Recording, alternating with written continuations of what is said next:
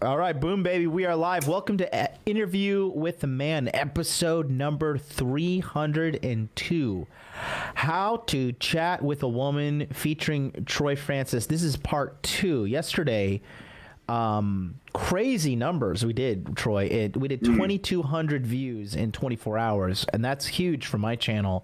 And so, despite being a broke loser who makes no money off of YouTube, because I only have a few thousand views per video as per my YouTube commenter haters, but nonetheless, great numbers, great comments, and the guys seem to have gotten a lot out of it. So what we're gonna do, we're actually gonna finish up the conversation. So what it is, before we go into that, just let me give you guys a little recap. So my friend Megan, she has this channel, and it is called Beauty Ask Beast. And so myself and John Somnes from Bulldog Mindset have both been featured on here. And it is a good combo. Oops, I think we were at the 21 mark earlier, right? I think we were at the, was it the 21-minute mark? I kind of just reloaded and lost it there. Let me see real quick. But we both had conversations with these girls, and it was a good time. It was a real good time, and you could just see kind of how a naturally dominant male has a conversation with a girl. It was a real good time. Oops, was that me? That was me. No, that was me. Okay. We're at 21:45. I just had to check the timestamp. There we go. It's funny because during the conversation, and like I said, I'm sure this happens with you all the time, Troy. Yeah. I just naturally took charge of, like, she was supposed to be interviewing me, and then I don't know, just like how I am, you know what I mean? And I think that's part of my dating success, for sure, being a man that is driven in the conversation and just naturally takes, lead. Well, yeah, for sure. And being able to do that demonstrates some very powerful things to a woman to get her attracted to you, because it shows that you're dominant. It shows that you're used to, it implies that you are a leader of men, which is, remember, one of the old mystery, key sort of factors of attraction. Because if you can demonstrate that with her, she knows that the likelihood is when you're in a group of guys, it's likely to be the same. You're likely to have attracted other women. So it's just, there's some great pre-selection points being demonstrated. One thing I've been learning, two things I've learned recently in my life. First thing is this. If you can make $100,000 a year net profit from the internet while only working part-time and be a dirty dog like one of us degenerates here on this esteemed program for the highest classed men out there, the men of the army. If you can do that, you literally never have to worry about women for the rest of your life. And not only that, you'll have a surplus of women, an abundance, in my opinion. Would you agree with that, Troy? Or what would you say? Because it's obviously I'm in Tokyo, so it may be different in London. No, I think that's absolutely correct. I mean, obviously, you want to shoot for the stars as far as your earning potential is concerned. You want to go as far as you can. But I think $100,000 a year is a very, very good baseline. I think once you've reached that, plus you've got the red pill knowledge, you're away. Yeah. I mean, what really obstacle do you have at that point? Yeah, I think the big part that I like to stress is working part-time from home while making $100,000 in net profit, not revenue, not before taxes, in my pocket. $100,000, right? Well, that's an interesting point. And one of the things that I've been pushing for a long time is this idea of having freedom. That is to say, free time where you can go out and meet girls, take them for dates, like doing dates during the daytime, meeting up in the afternoon and stuff like that. And this is what the guy who's stuck to the 9-to-5 job misses out on. Yes. And whereas the guy who is either independently wealthy or he's got an online business or whatever, there are just, aside from the money, there are just so many opportunities because you control your own time. Yes, absolutely. And that's a big thing. Like, sometimes I'll hit up girls in Tokyo. So you have to realize this too. The girls in Tokyo, Japanese girls are very brainwashed to an extent, which is because the work culture. Look at these gorilla hands of mine. They look so big on this camera. The fucking, you know what that means, ladies. the typical Japanese girl is used to her father waking up 6 a.m., going to work, and not coming home till 10 or 11 o'clock at night. That's the culture. That's the norm. Okay. And that's what was one of my previous ex-girlfriends I dated. Was I told her, like, excuse me, I had a little bit of a dinner before this. She was telling me that I can't achieve my dream. The Japanese are very rigid in their thinking, and they're very risk averse. Risk averse. So with me telling her that I wanted to do this, she was like, "No, you're crazy. You just need to go get a job." Like that's the Japanese way. Just go get a job. So with the girls, when they see me out with my puppy laying down in the grass in the middle of the day while they're like literally in their slave wage labor job, they think one of two things. Oh my God, this guy is a fucking freestyle degenerate. Or, oh my God, this guy's super rich. But most of the girls, they go with number one. They think like you're just a degenerate. They think you're a loser, whatever. But I think it's funny because I get to tease them like, "Oh, what you doing? You working?" I'm like, "Oh, how's that?" The girls like to ask me, "When's your day off?" And I tell them every day's my day off. And then they say, "When do you work?" "I work every day." Yeah. But do they genuinely think you're a loser, or do they? But they must obviously. Then they realize you got money coming in from somewhere. So then that's got to be more intriguing for them, right? That's good. There's more of a hook there. Okay, so because of the plight of the normie that is everywhere, right? They just they automatically seem, one, I'm a foreigner, okay? So on the Japanese hierarchy, I'm at the bottom as a foreigner. Yeah. So she's like, "Oh, this broke immigrant is just stinking up my country with his puppy in the park." So you don't understand how brainwashed the typical Japanese girl is. Yeah. They really are brainwashed to that. Like Western girls, a little bit more open to it. If you're like, "Yeah, I'm an affiliate marketer, I'm an entrepreneur, whatever," you know, as long as you have the receipts of the lifestyle that shows like you're making money, then they'll pretty much go along with anything. Which leads me to my point. What I've realized too is once you're a guy with sexual options, red pill game, and you have money, these girls, they say they have morals, they say they have standards or whatever for the public to see. But behind the scenes, behind the closed doors, man, they will do whatever it takes to lock you down. So recently Miss MLD, she went through my phone, and so I have like a WhatsApp equivalent. There's like a Japanese one. It's called Line, right? Yeah. And so we were watching Batman, and so I came in here to do my internship program meeting when I talk with my guys every Sunday night. While I was having my meeting, she went through my entire phone, my phone program, messaging program, right? Yeah. Messaged the girls. Told them to stop. And even called one girl and had a fucking conversation with her. Oh man, it's just like nightmarish stuff. That is female mate guarding, isn't it? It's a totally mate guarding, because it was never like, "I'm gonna leave you, I hate you, this is never gonna work out." It was just cry.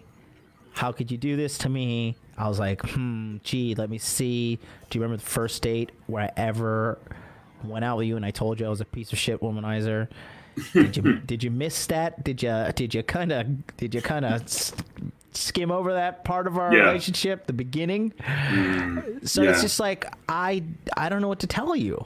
I don't know what to tell you. Like, I told you this is who I am, but instead of like her losing mine, because you know she sees the YouTube channel, the growth over the last year and a half. She's seen the lifestyle change, and she is like, you know, just kind of tolerating it to an extent. Yeah. So what would your this is kind of a bonus for the guys in the chat. I hope you guys in the chat are enjoying this conversation. What would you what's your give me your best Rollo Tomasi of this? Well, what you're experiencing is a fairly unique situation that I think a lot of guys won't experience, because what's happened with you in your personal case is that you've seen very rapid growth in terms of your career, in terms of your business life. So suddenly you went from being relatively broke to now earning good money, having all of this sort of like, this growing internet fame and everything. And she's watching this happening. And so that's making her position seem very unstable, because of course, as you pointed out, she is also in her late 20s, coming up to 30. She's coming up to that crunch point where it's a bit like, well, the biological clock is ticking. And so, but at the same time, you are proving yourself to be perhaps an even better catch than she initially thought. And so her brain is going to be scrambled by that, because on the one hand, she's thinking, what an arsehole, he's kind of done these things behind my back, which, by the way, probably secretly is kind of a bit of a turn on, like we were saying yesterday. But then at the same time, she's thinking, but damn, this guy's really high value. I need to hold on to him. So I think you're just seeing this like mind scramble that she is going through at the moment, which she's going to need to obviously resolve to decide what her part in this is. And obviously we've talked about this offline, but it's kind of the ball's in her court in a way, because you were up front at the beginning with how it was going to be. Yeah, definitely. That's yesterday. Well, I was a little flat on the air, and that's why, because I was like, like I was home just chilling. I was just ignoring it, and then she walks to the front door. She looks at me and like burst into like not like like and I'm just like. Genetically, I did like I felt it inside me. I gotta feel bad, but then I'm just like, but this is part of that emotional roller coaster that I bring to the table that you're fucking addicted to. Exactly. Yeah. Troy, what is the probability of her going to the next guy and him being kind of like me? Very low, I would say, because she is obviously, and look, no detriment to her, I'm sure we haven't met. I'm sure she's a lovely lady and everything, but she is obviously, at that age where she's not as young as she used to be. Her market value is, declining as it does over for women, over the long term. And she snagged you, and you are now, she's now looking at you thinking, damn, this guy, like, I liked him already, but now he's like, we're seeing this fast ascent in terms of your sort of value as far as the world's concerned. It's like, damn, so yeah, it's a tricky one for her to be sure, because what does she do? Does she just say, well, I'm out of here, and then she goes? Yeah. And then what's she left with? Or she stays, but then she has to accept your frame, essentially. And then think about it too, like, she's 29. She's not been on the field in fucking 5 years, right? And so what does she do? She gotta like fucking strap up the old pantyhose and get ready to hit the streets again. Gotta put on makeup, smile, pretend I'm okay and enjoying this, and like get out there and go and for it's just numerically speaking, it's true. Go through a sea of losers and hope fucking that next dick I suck is the one. You know what I mean? Like, because you gotta go through the ringer again. She got extremely lucky to meet me. Yeah, I would be interested to know actually what the guys in the chat think about this, but I think every single girlfriend that I've had has checked my phone. No, every single one. Every girl. I don't care what country you're from. I don't care how old she is. Every woman checks every man's cell phone at any opportunity. Any fucking opportunity. That's why I have ice in my veins. When I say, you want a red pill?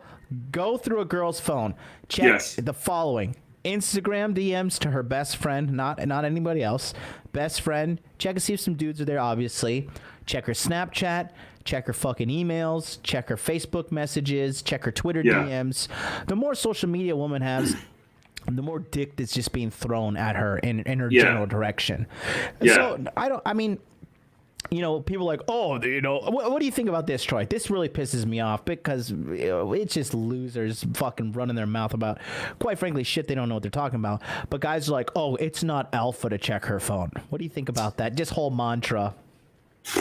I just think it's bollocks, really. I mean, like, you, especially if you're sort of in any way like seeing her on a kind of regular basis, you need to know what you're dealing with, you know. So why not? You know, it's not a big deal. Just fucking go through that thing because she's going through yours, so you might as well, you know. Yeah. I think you need to know. You need to see how the land lies, because the thing is, right. Remember as well, potentially the guy's taking a big risk here because he might get into a long-term relationship with this woman. He might marry her. He might spend a lot of money. He might have kids with her. And if he'd have checked her phone, he would have realized that actually perhaps she wasn't worthy of all of that. You know, so you've got to kind of know what you're getting into in these situations. Yeah, and so like I said, I mean personally, the fact that she did that, I don't really give a fuck. Like, yeah, I'm not going out of my way to hide it. And it's, you know, it's funny, and so I'll tell you this. So she went through, she checked all the messages. She messaged back some of them, and then she blocked them all from my end. Very nice. Very nice. So have you... I'm not even trying to show off. I'm just laughing at me going through this situation and being who I am. You know what I mean? It's just such a pain to have to go through it, though. I've been through similar things, and it's kind of weird because you think from the setup of the relationship that they are kind of on board. Like, they kind of know that, even if you haven't, like, verbalized it, they kind of know that you're a player. They know that there's probably other girls in the periphery, but you're going along quite well and you're having a good time together, and then they have to kind of ruin it by making a big deal, you know, going through the phone, making a big deal about it. It's like why did you have to do that? I mean, because we were going along quite well before, and it's annoying. They wouldn't understand that point of view, but to me it's annoying because it's like, why did you have to do that? It was all nice before, you know, and it would have continued to be. It's extremely annoying. I just took this fucking bitch to Okinawa. Are you kidding me? Flew there, stayed in a nice ass place, went shopping. But here's the thing, right? I think a lot of guys would, and particularly guys who are red pill aware and who have some success behind them, the model that I think those guys would like is to have a main girl and then to have other girls on the side. And I mean, it seems to me what you've done is you've got that dynamic. You know, she is the main girl. She's the one who gets the holiday. She gets the flights and the cool experiences and stuff. And then in the background, there's some other girls, you know, sort of on the periphery who you know, probably ejaculate and evacuate. Now, you know, if she just accepted that, you know, she's in a good position because she's got the queen bee position. And it's fairly unlikely, as long as she keeps her side of the street clean, that you're going to just pull in one of the other girls and get rid of her, because she's proved herself to be like a worthy lieutenant. So, you know, but girls kind of know this on one level, and yet on another level, they just can't help but rock the boat. They just can't help but go in there and just wreck it all, you know? And that is a shame. It is a shame. It's funny. At the end of the day, I anytime I have a relationship, I don't want to say problems, but little hiccups like this, I'm wise enough, and I know that I don't have an ego into me being blinded by this situation, because I am emotionally compromised because I'm involved in this, right? Yeah. And so I always ask Abu American and Afi Kingdom my advice. Obviously, I asked the Rule Zero guys. You saw that. I put it in the private chat. And I just like, I still get advice from my masculine male mentors as well. And I woke Afi Kingdom's such a pimp. I woke him up out of a half fucking drunken slumber. He wasn't, you know, he's just not, he wasn't drunk, but, you know, he was just like, you know, and he's like, hey man, I just woke up, but if this is what you tell me, this bitch ain't going nowhere, man. Go to sleep. You're all right. He just rolled over, went back to bed. And then Abu American said the same thing. Like, you know, it's too much investment. And honestly, like Abu said this, which is really wise. He said the fact that she has confirmed now that there are chicks in line waiting. Yes. She's not going anywhere. Because she sees she sees the soup kitchen line. It's getting long. It's going around the corner, you know? Yeah. And if she's like, well, you know, she fucking throws her fucking ladle out the window and she's like, I'm done in this soup kitchen or whatever. Yeah. I assure you, I've watched Body Language Mastery. I'm a member as well as the president, and I think I could get out there and really score something new. I mean, I would have to call up you.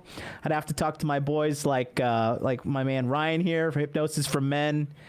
I'd have to go give up a call to Kelvin Koo and Harry in New York and be like, yo, guys, I need a pep rally here. I gotta muster this one up. Hopefully I can do it.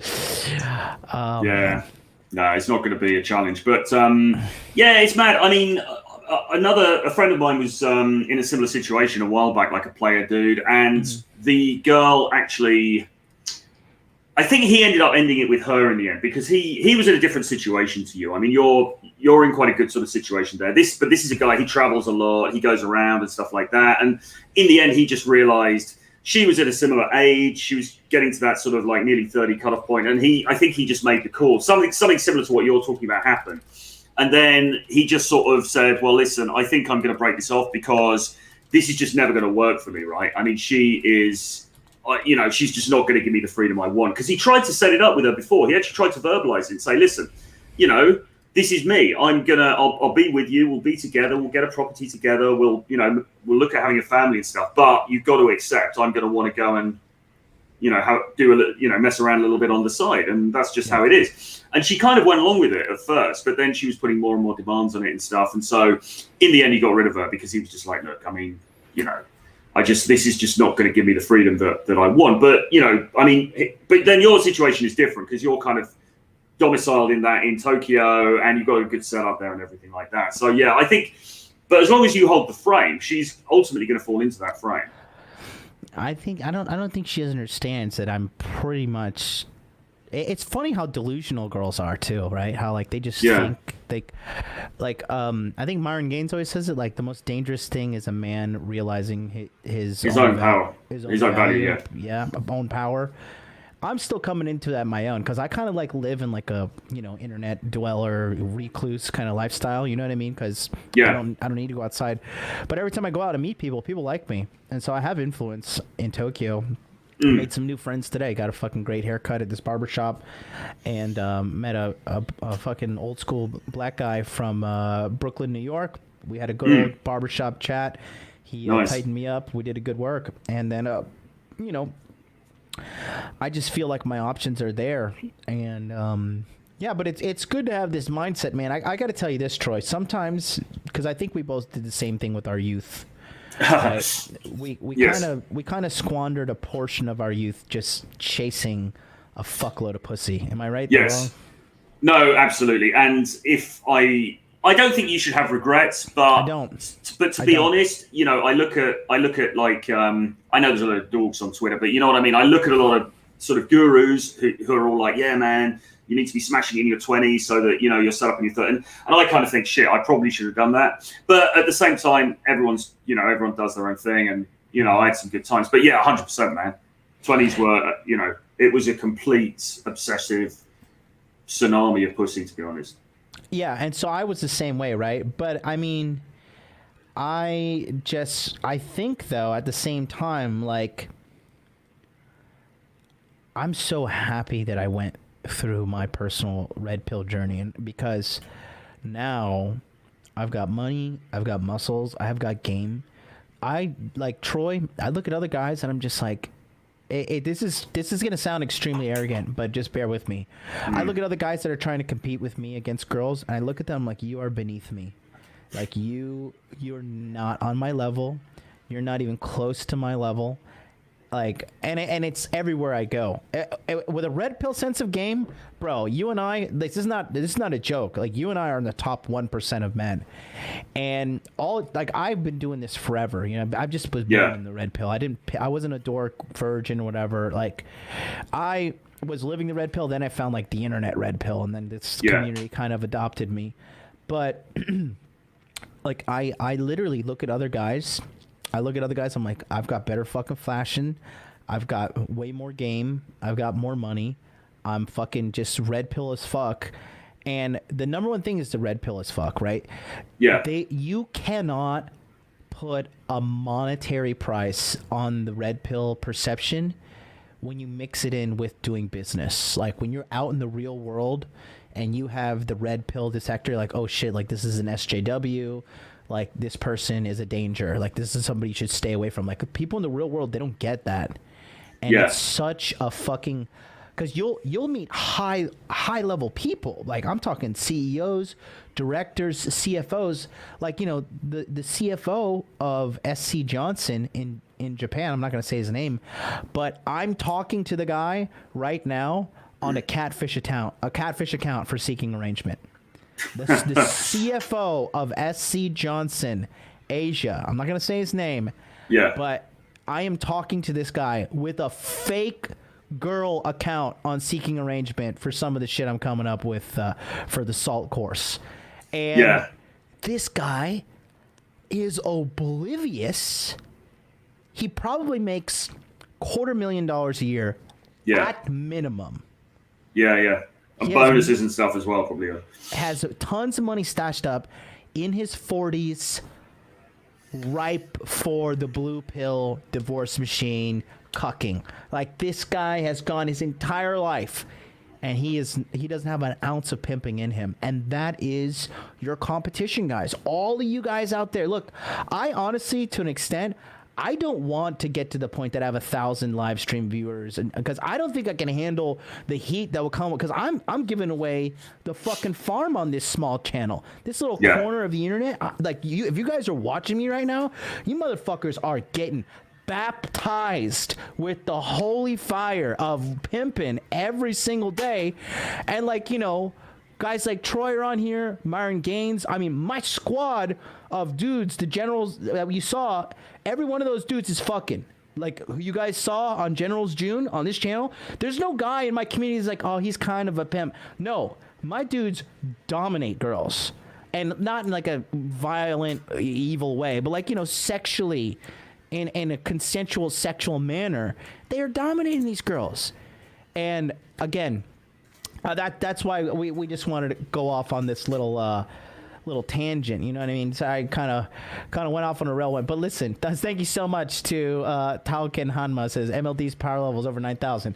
But yeah, the point I'm trying to make here, guys, okay, here's the deal. We got Troy. We're promoting Troy's course, which is CAD Academy. Get in there. Get baptized with the Holy Ghost of the United Kingdom, the White Knight of pimping himself, fucking Troy Francis. Get in there. Come listen to me every single day. January 21st, 2019, I came onto the scene. Troy was so kind. I was a nobody in the pickup world. And Troy has a way bigger, longer resume, worked with way more like accredited guys than I have. Troy accepted me for who I was. We worked together, and like you guys in Body Language Mastery, all this stuff, like I just gotta tell you, like learning this pimp game shit is so fucking important as men, because so few men do this shit. So Troy, despite being in our 20s and being degenerates and fucking everything that walked, I got a zero doubt, because I am a motherfucking gangster because of that shit. You know what I mean? Yeah, definitely. And I think, you know, like you say, everyone's experience is their own experience, but to have gone through that, I think it just sets you up in just to dominate later on, for sure. Absolutely, man. I am tuning in. And Artemis says, wow, that's next level research. I'm really looking forward to SALT. Let me see if I can log into that on this account. Let me just show you. Let me show you. You want to see my dummy account with the girl? Let's do it. This episode's going all over the place. Guys, do you want to be Mr. Structure and Order? Who's going to complain about today's episode in the chat? I don't even know if I should put this man's face on the internet. Okay, here we go, bro. I haven't yet. Okay, here disclaimer. I have not opened this account in a couple of days. Okay, you might have sent a dick pic. Viewer discretion is advised, guys, because I don't know what we're about to see in these. It's not going to be nudity or anything, but you're going to see DEFCON 5 levels of simping, And this is going to be an example of what not to do, and then we're going to show you in the video of what to do. So let's take a look at some thirstiness here, okay, guys? So this is one of the courses we're going to be, or one of the websites we're covering in the course, okay? This is Seeking Arrangement, okay? Now, keep in mind, I have not been into this account in a while. I have 22 messages and 112 likes and or favorites or views of my account. So real quick, let's see our fucking cute little Asian girl, right? Welcome. This is Bitcoin Kawaii girl, right? Female. I don't know why it says in New York. Oh, I think we're working on, we're going state to state. So she's in New York right now, 22. Let's take a look at her photo. That's her. Definitely stole that off of Facebook from some random Japanese girl. Young and cute girl looking for a gentleman. Asian, children 0, body type slim, height 160 centimeters, social drinker, non-smoker, bachelor's degree, occupation industry, nothing, single. My name is Saurity from Chiba, but I'm living in Tokyo 4 years now for my university, Sophia University. It's a little bit of a posh university, okay? And then, Troy, I think you timed somebody out by accident. Maybe. Let me see if I can untime him out. That was my man Tony. Tony, sit tight. Oh, you might be. Sorry, Tony. It definitely was a mistake. Tony, sorry, just sit there. I know you'll be back. Anyways, now I'm studying cryptocurrency, and my favorite is Bitcoin. I'm hoping to meet a nice gentleman. Thank you for reading my profile. Seeking fine dining, luxury lifestyle, travel with you, vacation. Hello, nice to meet you. I'm Saori, Japanese girl. I'm living in Tokyo, but my hometown is Chiba. I love the sea. How about you? Let's go swim. My hobby is yoga, cooking, and drawing a picture. Sorry, my English is not so good, but I'm happy to meet you for coffee and some cake, right? And so, I wrote this. Last active. Oh, that was today. Okay, let's go to the messages, shall we? Are you guys even care about this? One's in the chat if you like this too. Should I just shut this down and move forward? I would love to know about this. So take a look at all these guys. Oy vey. Let's go. Let's see what Dylan 10,000, 70 years old, male in Long Island. Okay. His profile is absolutely atrocious. This is a garbage profile. Net worth 500,000, annual income 100,000. This is not sugar daddy. This is Splenda daddy. Would you say, Troy? Yes, I think that's a good way of putting it.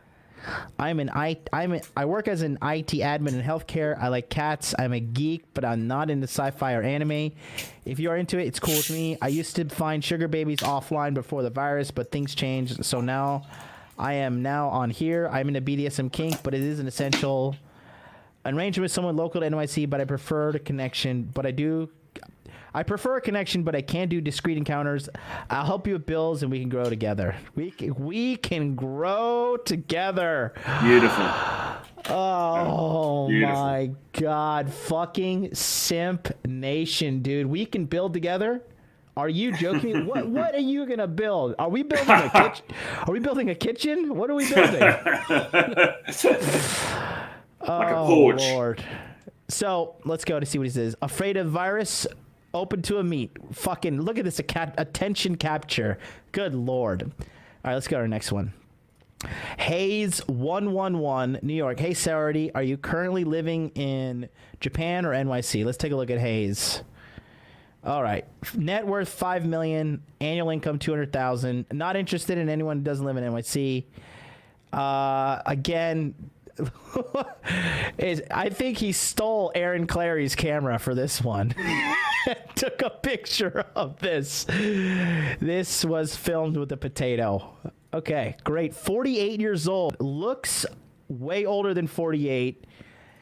Profile. Yikes. Just yikes. Oh Lord, Troy, why don't you help me pick one of these?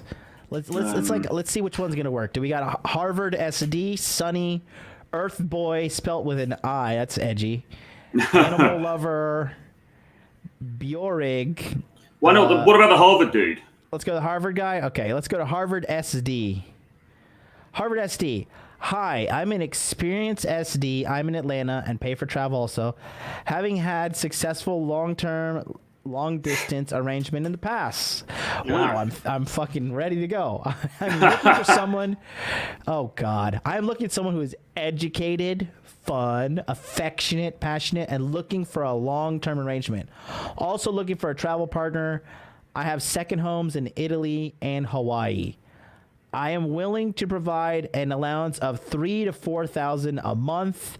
I am the CEO of a private equity organization focused on technology, media, analytics, and marketing, educated at Harvard, and looking for someone to have a great time.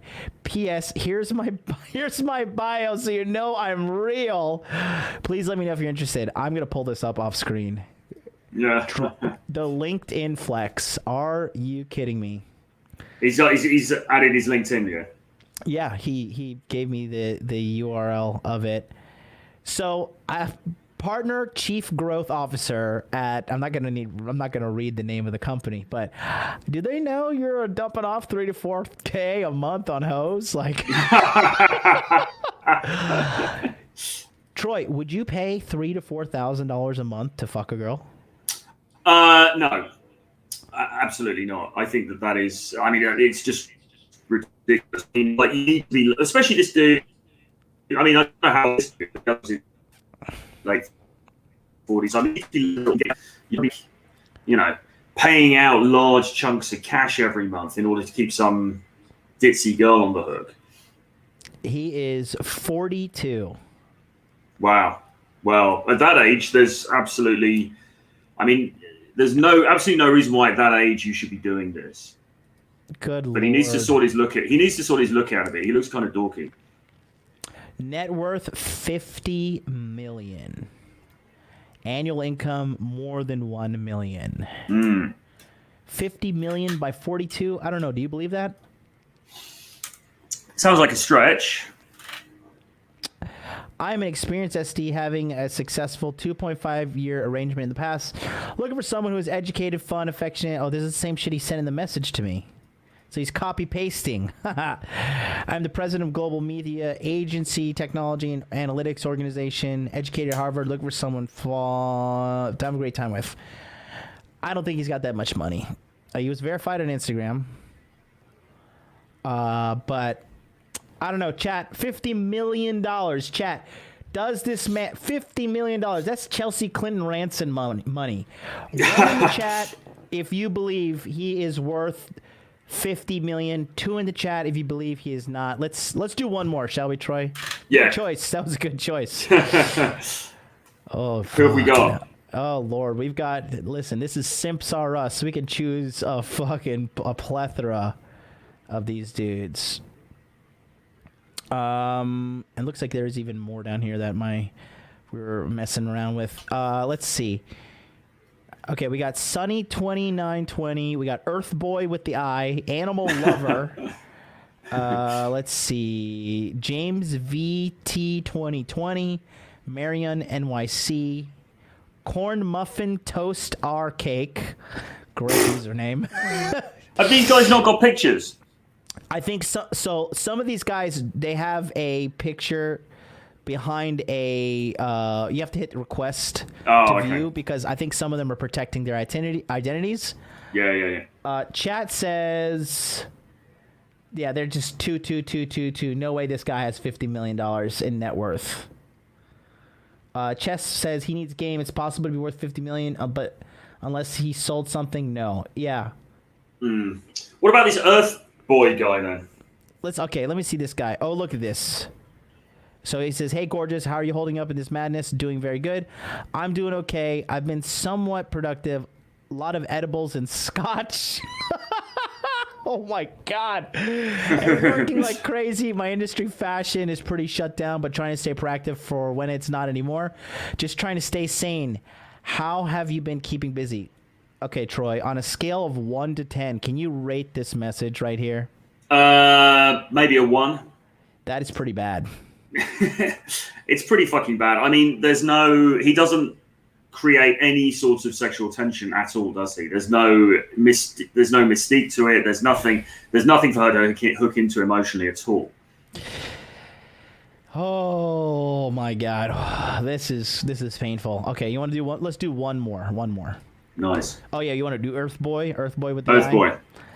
All right, Earth Boy, Mr. Edgy. Good morning. Oh, look at this. 3 messages in a row. Good morning. How's your weekend going? Anything fun and exciting? Are you still seeking an arrangement? How's your schedule with the weekend getaway to relax and enjoy life? I've just given you access to my private photo. Okay. I read your profile. You seem very healthy and positive in life. I like that. All right. Let's see what Earth Boy is up to.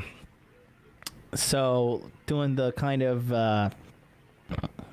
what's the drummer from Tommy looks like, what's his name? Tommy Lee Cooper. What's that? He was married to what's her face? Pamela Anderson. Pamela Anderson. Is it Tommy Lee? Yes, Tommy Lee. Looking like Tommy Lee, the drummer. Let's see. Yikes. Triple yikes, man. What is this? He needs to come on Salt, doesn't he? Or he should have been on Pandemic Pickup. We need to fix that dorky ass haircut, this awful lighting, this wrinkled suit, hands in the pocket, sunglasses on. This guy is in need of some help. And that's really bad. That's really bad. This is atrocious. This is probably the best one of them all right here, because I just can't. And I'm wearing a shirt that says I can't take it anymore. Oh Lord. Net worth $10 million, Troy. Well, he's done well for himself. At age apparently. 39. This don't look like a $10 million photo. Yeah, I don't know. I mean, how many people lie on this? Do you think most people are lying on this, or? Oh, for sure. Are you kidding me? Yeah. So let's see. I am very busy with work. I traveled the world. I love to explore. Music, art, fashion is my life daily. Red wine, sushi, sunsets, and romance under the stars. Bro, are you a full-blown homosexual? Romance under the stars? Oh. Simping is easy for these guys. I treat my girls like the princess of the universe. Oh, dear. Sign me up. I'm sorry if I do not message you back right away. I have so many messages here, and I'm trying my best. Also, if I do not message you back, it is because it can also mean I am not interested in you. I'm sorry, but I have to select who I spend my time with. Sorry, babes. As I wish you all luck. Message me if you want to know. Let's go. Looking for someone who's exciting, loves to explore, loves life, you're healthy, loves music, appreciates art, you're ready to travel, loves to eat delicious food. Okay. I've had enough. It's pretty painful. I mean, and imagine what it's like for the girls as well, going through this crap. It must be a nightmare. Yeah, it is. Let me look. It's gonna sound. This is gonna sound how it sounds, but you guys that know me, for some of you guys who have never gotten to body language mastery, you've never done pandemic pickup, you haven't done anything like that, okay?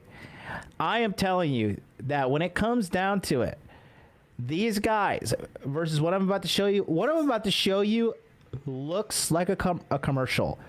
I assure you, this is a motherfucking documentary, okay? I am transparent about everything in my life, and including this. So if you're a first-time watcher, you haven't purchased anything, you haven't gotten any concentrated education courses with me, just take a look at this and let me know what you think.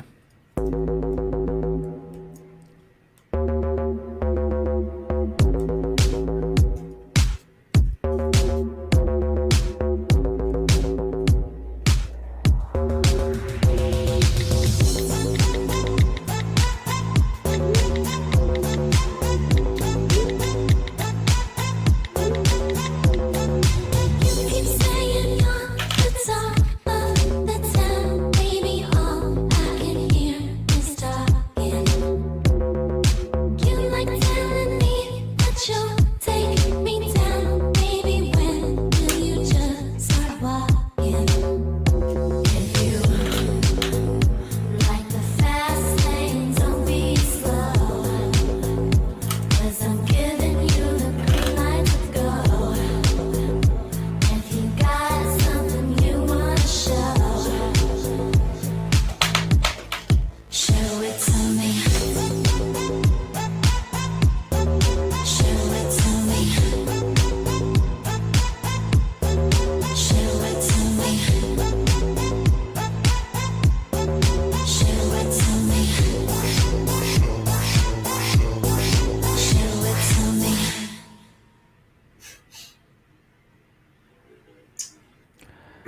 Work of art. Daddy. Thank you. Salt Daddy, right? saltdaddy.net, boys. Listen, let me keep it real with you guys, okay?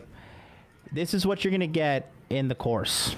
You're going to get a full video breakdown explaining the A to Z from how to match a girl on online dating, how to make a profile that is not going to be repulsive like the fucking random ones we just looked at right now, okay? How to set the date, how to get her to show up on the date, how to fucking have a conversation on the date that will sexually lead you to a probability of sex happening, how to get her from the date to go to your house, and when you're at your house, how to start making the moves to sexually escalate and engage with her in a sexual manner, all consensual, all covered in the full video course. Then you get private text messaging coaching from me until the end of the year with the Telegram chat. I'm going to show you how to build a high-value Instagram, and the most value is right here. We're going to do 10 2-hour-long webinars that are going to answer all your online dating questions, similar to what Troy's doing in his Cat Academy course, okay? So what you need to do is you just need to mosey on down, go down to saltdaddy.net, and it's going to bring you up to this right here, and you're just going to put your first name in here and your best email address and hit I want in, and you will be on the waiting list for August 24th because it's only going to be open and available for 5 days. So get on the waiting list. Let me just tell you something, guys, real quick. Let me just have a quick come to Jesus with you. For pandemic pickup on the waiting list in a period of... It was a period of 3 weeks. We had a total of 119 people on the waiting list. Salt has now been up and available for 1 week, and I have 104 people waiting on the waiting list. So this is going to be huge, and this is a huge piece of work that I've literally spent $12,000 on the course. I have my haircut and everything done well because tomorrow I'm going to go film the course in 1080 HD. It's going to be solid. Might do 4K. We'll see. But saltdaddy.net, get on the waiting list. We're going to teach you how not to be like these guys. So let's go to the chat now. You know, we're going to talk about what went on last night with my breakdown with this girl. Not last night, excuse me. Last time I did this interview. Troy, you going to have to split here, buddy? Yeah, I'm afraid I am, because I've got to go actually onto another show on Jack Napier's channel. So it's been awesome as always. Thanks very much for having me on. You know, we'll catch up later on today. I have no doubt. But I'll just say a quick word for the viewers. Cat Academy, my course, 10 hours worth of video tuition, taking you from Chodes to Chads, how to become that natural dude who just gets it, who's able to exude sex appeal with women, plus your complete game A to Z at the end. So you've got 10 hours worth of video, plus you've got 10 live Zoom webinars to take place in August as well. So there'll be 2-hour webinars, rather like what John's doing with Salt. So you also get some other bonuses. You get 3 of my books. You get all of my video in-field footage as well. So you can see me walking the walk as well as talking the talk. It's the last day today, closes at midnight. Use John's link below. And that's it. Awesome, Troy. Thanks so much, guys. Guys, make sure you throw some ones in the chat for Troy. Troy, thank you. Thank you so much. I will love you and leave you. See you later, John. See you, buddy. Bye-bye, man. All right, guys. So now I'll just go through this. And you know what? Fuck it. Let's spice up this live stream. I will throw the link in the chat. If you want to join me or ask me questions on stream, just don't be a weirdo. And make sure you have a good internet connection, headphones on. The streamlabs.com/whatever the hell is on there. Go ahead and click on that. Join me. Let me open up the previous video where I did with this girl. Okay, and let's crack right into it. So we'll share the audio. Okay, so here's me and Miss Tawny once again. We are chatting up. And again, you've just gone through some experiences right now where you see that, quite frankly, a lot of guys don't know what the hell they're talking about. They don't have any game at all. And we're going to show you how to, when you're a smooth cat and you're a guy that can just have a conversation flow and your communication skills are fucking through the roof, man, you just go through life on easy mode, because everything you want in life comes from a human. So why not become a master of communicating with humans, let alone women? Because men in general are pretty shitty communicators. Keep that in mind. You got to learn this skill like I did. Let's see where we picked up. I think there's too many definitions underneath the girl boss. Some people use it as a brand name. Some people use it as just a means to sell something. Some people just use it to feel important. Some people use it to feel like they're doing something. I think the real girl bosses probably don't even use that word. They're probably already just making stuff happen without having to advertise. Exactly. Now you're talking. So like for me, you're not going to see anywhere on my social media where I advertise girl boss or anything like that. I just know that I understand what my goal is, and then I just go for it. And people know what my goal is. I'm happy to share that information. And I just don't give up. I'm not quitting. I don't give up. I just keep moving. I make mistakes. I'm not perfect, but if I were to define girl boss for me, that's what girl boss is for me, is having a defined interest in something in life that gives you happiness and fulfillment and never giving up. So that's something I would identify with a little bit better. I feel like she was. Look at that look right there. First of all, take a look at that. I feel like she was a little. I feel like I naturally kind of put women on defensive just because I have this kind of attitude about me, this kind of like, who the fuck are you attitude. But that's towards everybody. That's towards men and women. You got to prove yourself to me before you come in here and start running your fucking mouth about anything, right? I'm not a fool. I'm going to scrutinize you before I trust you. I want to go back to that, but there's a little small micro expression there as well. I don't know if did anybody catch that little micro expression at the end of her statement? I'd be surprised if somebody did. Maybe you saw it, but you didn't know what you saw. But, I just think we should take a look at that one more time. I don't know if I'm going to look at the chat, see if anybody caught it, but let's do it again. Advertise girl boss or anything like that. I just know that I understand what my goal is, and then I just go for it. And people know what my goal is. I'm happy to share that information. And I just don't give up. I'm not quitting. I don't give up. I just keep moving. I make mistakes. I'm not perfect, but if I were to define girl boss for me, that's what girl boss is for me, is having a defined interest in something in life that gives you happiness and fulfillment and never giving up. So that's right there. Did anybody see that? Am I the only person in the world who just saw that? Am I crazy? I don't think I'm crazy. I'm actually a pretty smart guy. The kiss, no. The sniffles, no. It wasn't a sniffle. Bah, I see. What did you see, Kelvin Koo? What did you see? Oh, Troy, welcome back. I think he came into the wrong stream. It's funny. Cody said, a smug look.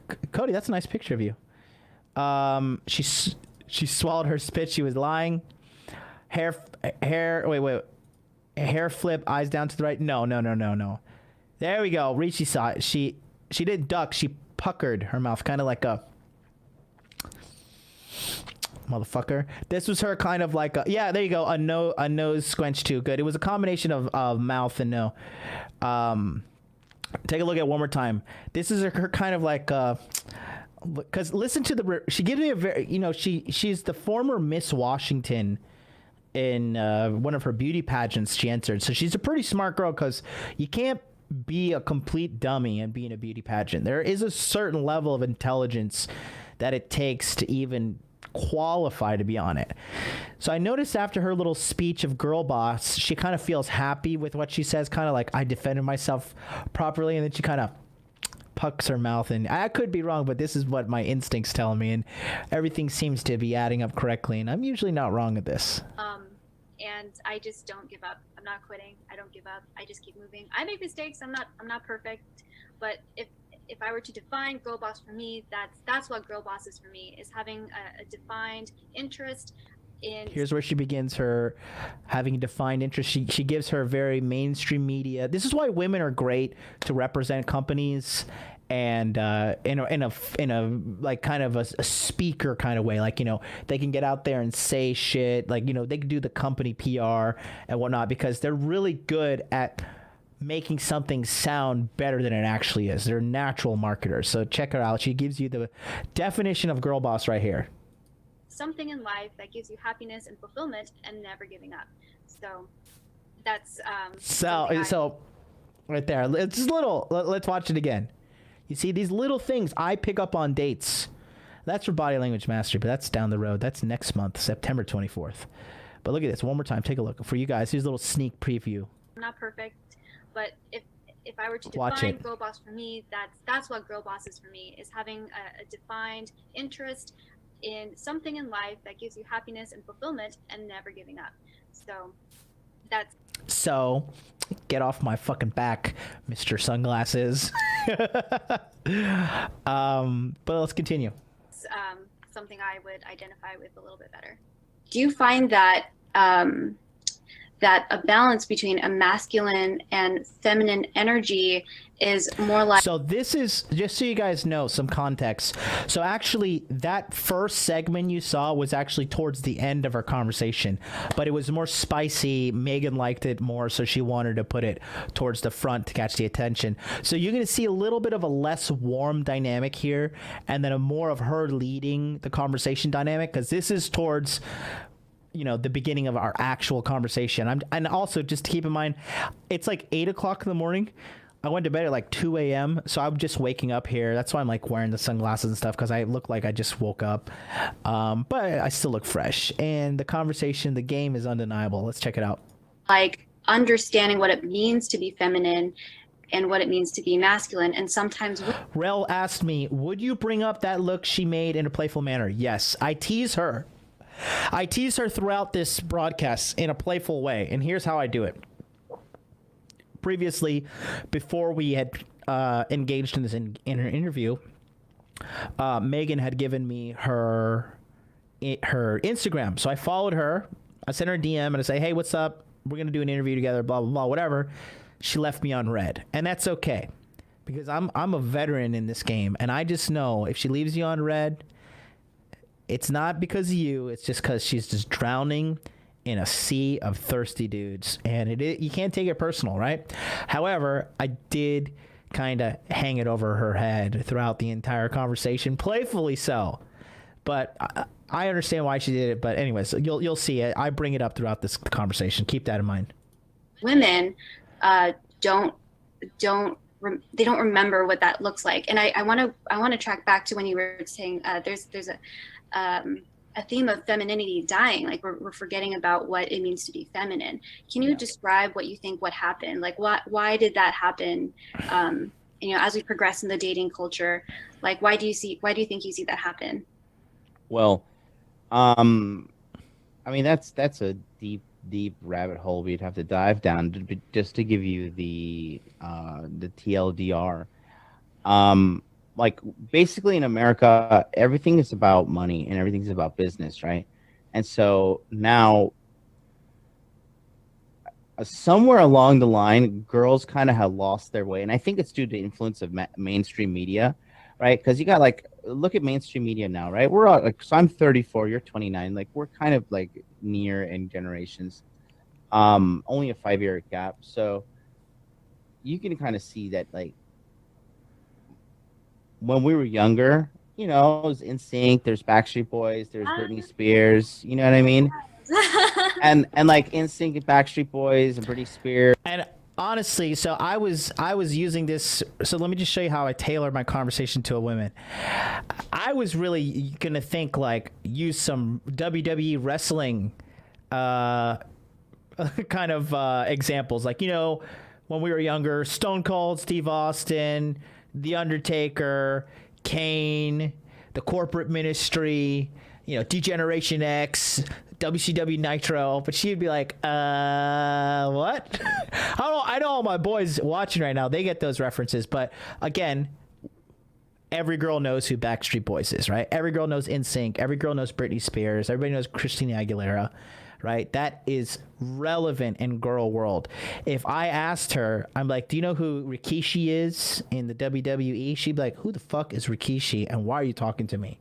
So you just have to do, you have to tailor your examples and conversation towards your audience. In my situation, my audience just happened to be a girl, therefore I use those, okay? And Christina Aguilera, like everybody was like cool and everybody's just doing their own thing. But media kind of evolved into this kind of like, okay, let's get all guys pedestalizing women. You know, like, have you ever heard that song, Won't You Stay With Me? You know what I'm talking about? Uh-huh. If a guy like was outside your window singing that song, honestly, would you be like, oh my God, I love this guy? Or would you be like, this guy's creep? Like, what is, that's too much? Or what is that? Yeah, I think it'd be a little, I mean, in this day and age, I think that'd be, I mean, you know, it's endearing, but it's a little much. You don't need to do that. You know, that the lyrics and stuff. And then on the other side, like every song is like some, you know, girl boss, like, you know, men ain't shit. Like, fuck these men. We don't need a man. Just get a job, girl. Like, and I don't know. I think it's funny, like how girls have been kind of, I think it's capitalism at its finest, really, because because girls, let's be honest, if you look at the numbers, men make money, women spend it, right? I think like in America, it's true. I think in America, I believe like 80%. That was I find that to be an how can I say this? Not instinctive, reactionary laugh. That was like a reactionary laugh of truth. Watch that one more time. Girls have been kind of, I think it's capitalism at its finest, really, because because girls, let's be honest, if you look at the numbers, men make money, women spend it, right? I think like in America, it's true. I think in America, I believe like 80% of all household consumer decisions are made by a woman, right? And you know, look at student debt in the United States. 2/3 of all student debt in the United States is held by women as well. So I think it's more of a capitalism machine, because it's funny. Like sometimes I talk to younger girls and they're like, yeah, I'm driven. I want to be a CEO and I want to be this and that. I'm like, do you really want to be that, or did somebody tell you should be that? Because it seems more like it seems like a script almost when I hear it so often. So yeah, that stuff like that makes me raise an eyebrow. But let's be honest, look at the numbers. Americans are not that good at relationships. 50% divorce rate. I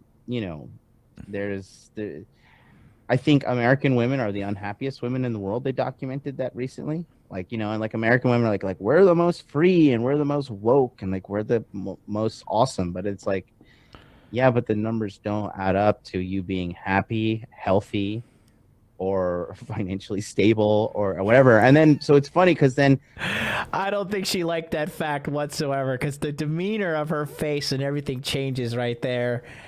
And watch it again. Pay attention to her face, guys. I hope when you're looking at this, I want you to be clearly listening to my words and watching her face and reaction. That's how you should be watching this video.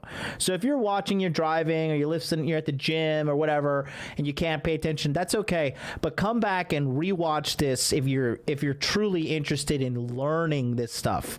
Because again, for me, I see this stuff clear as day. It's transparent. Okay. This girl liked me after the interview. Honestly, if this girl hung out with me, I feel like she would fall for me, right? Because they all do. If a girl gives me the time of day, if a girl would be foolish enough to open her heart and let Mr. MLD come on in, she will be wooed and serenaded, and she would fall in love, and then she'd catch me cheating, and then she would go on that MLD fucking roller coaster of emotions, and she would not want to get off. But let's look at her face one more time. Let me go back to like, let's see, that's at 46. Let's go back to 30. Like, you know, and like American women are like we're the most free and we're the most woke and like we're the most awesome. But it's like, yeah, but the numbers don't add up to you being happy, healthy, or financially stable or whatever. And then so it's funny because then you have a certain branch of girls that would turn around like, yeah, well, this is because men have oppressed us for years. But it's like I don't understand this kind of insane logic because Hold like on. what so in your world, like women are better. Hold on. I think I messed up. You know, I think American women are the unhappiest women in the world. They documented that recently. Like, you know, and like American women are like we're the most free and we're the most woke and like we're the most awesome. But it's like, yeah, but the numbers don't add up to you being happy, healthy, or financially stable or whatever. And then so it's funny because then oh God. And you have a certain branch of girls that would turn around like, yeah, well, this is because men have oppressed us for years. Real quick, we got the Red Cat joining us. What's up, bro? Red Cat, you there? I don't think he knows he's on screen yet. Hey, buddy. Oh shit! Thanks for having me on. What's up, bro? Can you hear me?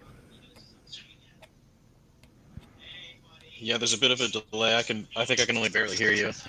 You need to listen to me on StreamYard on this browser that's open. Close whatever you're watching me on, and then watch on this browser here, and you'll be able to hear me.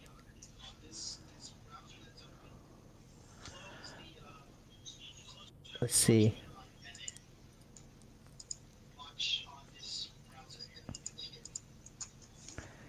One moment, boys. We're bringing on. If anybody else wants to come on, fuck it, come on. Make sure you got your technology sorted out. Tom Bombadil, you can come on, buddy. I miss you. You caught up with me there, Red Cat?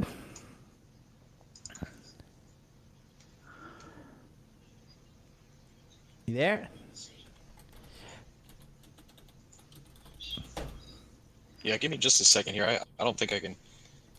All right, I'm just gonna keep going.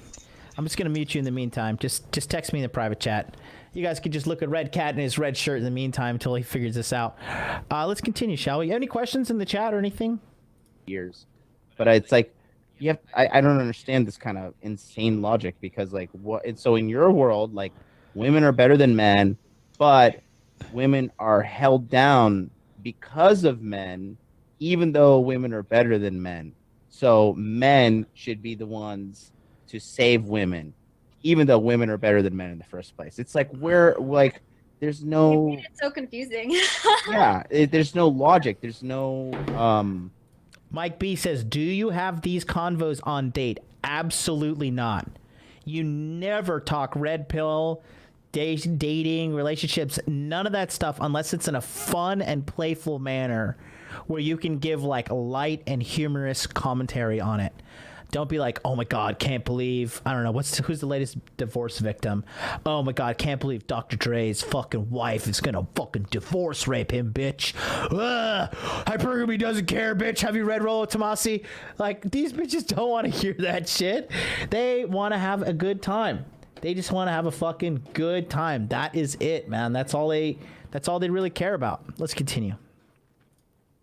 There's no real truth to that, in my opinion. So going back to the statement, like my biggest riddle in life, and I was actually talking to Megan about this, was like, how can we replicate femininity? Like, how can we teach femininity? Because I've been all around the world. I've traveled. Obviously, I live in Tokyo now.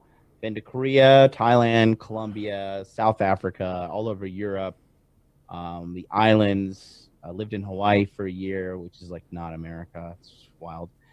And then I noticed just like girls from mainland America are really not that feminine. Girls in the South are kind of feminine, like the kind of like the hillbilly types. I love those girls. The girls that'll wake you up with biscuits and gravy and sausage. Those girls are great, but I just think like femininity is kind of a lost art, if you will, in the States. And I think that want to know a powerful man wants? A powerful man wants a feminine woman. Femininity, Femininity. girly girl, if you will. Like, Are you a girly girl, Tawny? Do you bake cookies and stuff? Yeah, I do. I would identify as a girly girl. Yeah? Yeah. Good. I like her. She's cute. She laughs and stuff. I feel like the little. She looked down. She laughs. She strikes her hair. You guys know what that means. I like that term, femininity. I think something that comes to mind is that it's also a topic that I've heard just kind of around that embodies this femininity part and the whole girl boss thing. What would you say about someone who says, hey, I think this girl is just coming across as aggressive? Like, I don't know, have you heard that term before? Like, this girl is just really aggressive with just what she wants with me. Like, what kind of ideas populate in a male's mind? So real quick, we got some good comments in the chat. And welcome to the MVP of Pandemic Pickup, Mr. Tom Bombadil. You get some sun there, buddy? You look different. I've been juicing and watching my diet, working out. Good. You lifting weights and stuff? You look good. Yeah. Skin is looking healthy and full and flush. Looks good. Yeah. What do you think about our conversation here so far? Because you've really, from May until now, you've been really, you've gone from virgin to how many deep are you now from May? I think like 13. Fucking 13 girls. Global pandemic. It's been not even 4 months, because it started. You got in Pandemic Pickup a little late, so we're literally about 3 months. So you've been with 13 girls in 3 months, from virgin to sorting it out. You have a pretty good. I'll be honest with you. I'm not going to fluff you. You have a pretty good beginner level of pimping, not dating in mainstream relationships. So like beginner level in understanding pimp game. And then that's like a lifetime of simp knowledge. So you're doing really good. What do you take away from this conversation? I knew you watched yesterday as well. What do you take away? First of all, I'm kind of high. Well, stay focused with me. But I haven't paid attention to micro expressions hardly. What are you laughing about? I'm just laughing at you confessing that you're high.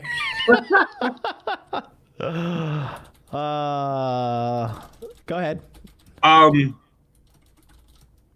don't know. I'm not very good at the micro expressions, so it's just. But just the general conversation, because you're kind of a beginner in the game, got some good momentum under your feet.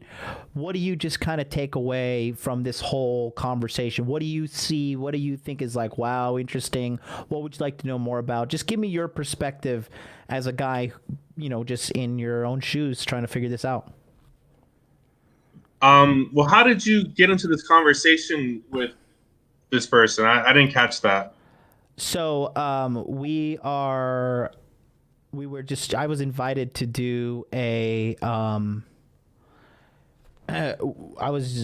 do an interview with a girl, which is her, and then it's called Beauty Ask Beast, like where a man just talks to a girl and ask about things that are relevant to relationship in today's day and age, typically in America. Okay, because it seemed like you were trying to I felt like you were trying to figure out what you wanted in a relationship yourself. Like, it's not just pure pimping. I think. Listen. I know what I want in a relationship. Yeah. It's sex and servitude. That's all I care about in a relationship. Okay. So I know what I want, but what we're kind of just talking about. Really, it was supposed to be an interview of me getting interviewed by her, but the scripts kind of flipped, and I was like talking to her about girl boss, dating in America and stuff like that. So let's continue it on here. We got quite the crackpot team of analysis here. Red Cat, his shit doesn't work. You're high. Let's see what else we can get out of this. When he comes across an aggressive female. I think the main idea that comes across his mind is probably run, right? I don't want to deal with an aggressive chick. Again, aggression. it's a masculine trait, you know. Like if I wanted to date somebody who had like masculine traits, like I'd be gay, you know what I mean? But I'm not. Like I'm a man, and I like women, and so I'm really, you know, I'm really determined in the sense of just living life on my own terms, and I think that in itself is a very masculine trait. So, you know, I just have these goals and dreams that I want, and again, with a feminine woman, like I just want her to come and assist me in building my kingdom. You know what I mean? And that's what I want. I'm not saying that's a blanket statement for what all men should want, but I think traditionally speaking, and looking at different cultures and just objectively analyzing the entire thing, I mean, we got to where we are as humans with this current system that nature has put before us. I mean, we see it in animals, we see it everywhere. You know what I mean? Where the man is typically the leader and the woman is the nurturing supporter. And as Americans, we have gotten away from that, and our relationships are a mess. And also, people aren't happy. People aren't like people in America. Like I don't care what you say. Life is better when you're with somebody, or you have somebody that you want to be with. You know what I mean? Life is better with somebody, whether it be a friend, relationship, whatever.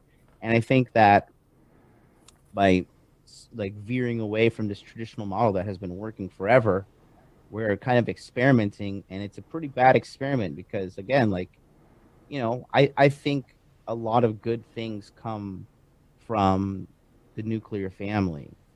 Yeah. Father, mother, working together to take care of the kids, right? Like that's what we're here to do as humans.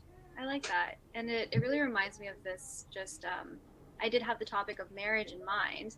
Mhm. When do you think marriage is like when it's time for marriage, or do men want marriage as perhaps women want it, or do you think? All right, guys, my crackpot squad of analysis. I see your cat has helped you out with your tech issues. I'm glad Yep. Can you she's hear me on now? the scene with. I can hear you great. What's up, buddy? Welcome. Beautiful. Thanks for having me, man. I really appreciate you letting me get in on this. I'm Hell actually the guy yeah. that you talked to on the phone to go watch this video. So I've seen this like 3 or 4 times right now, and I'm so ready to come at you with this analysis that my little kitty here has been patiently getting all of it while That's I get a chance good. to talk to you. You got a lapel mic and everything too. I like it. Yes, sir. I'm into recording as well. So, you know, I figured out it's a problem with my headphones. I guess they can't be microphones and actual headset at the same time. So, you know, technology. It's all good. So, okay. Well, so what's your name, bud? My name is Bill. Bill, nice to meet you. I'm Jonathan. This You is as my well. associate, Tom. He is a womanizer. He's high at the moment, so I don't know how helpful he's going to be. Hey, he's not the only one. Yeah. Hey, Tom, Tom, have you been whitening your teeth?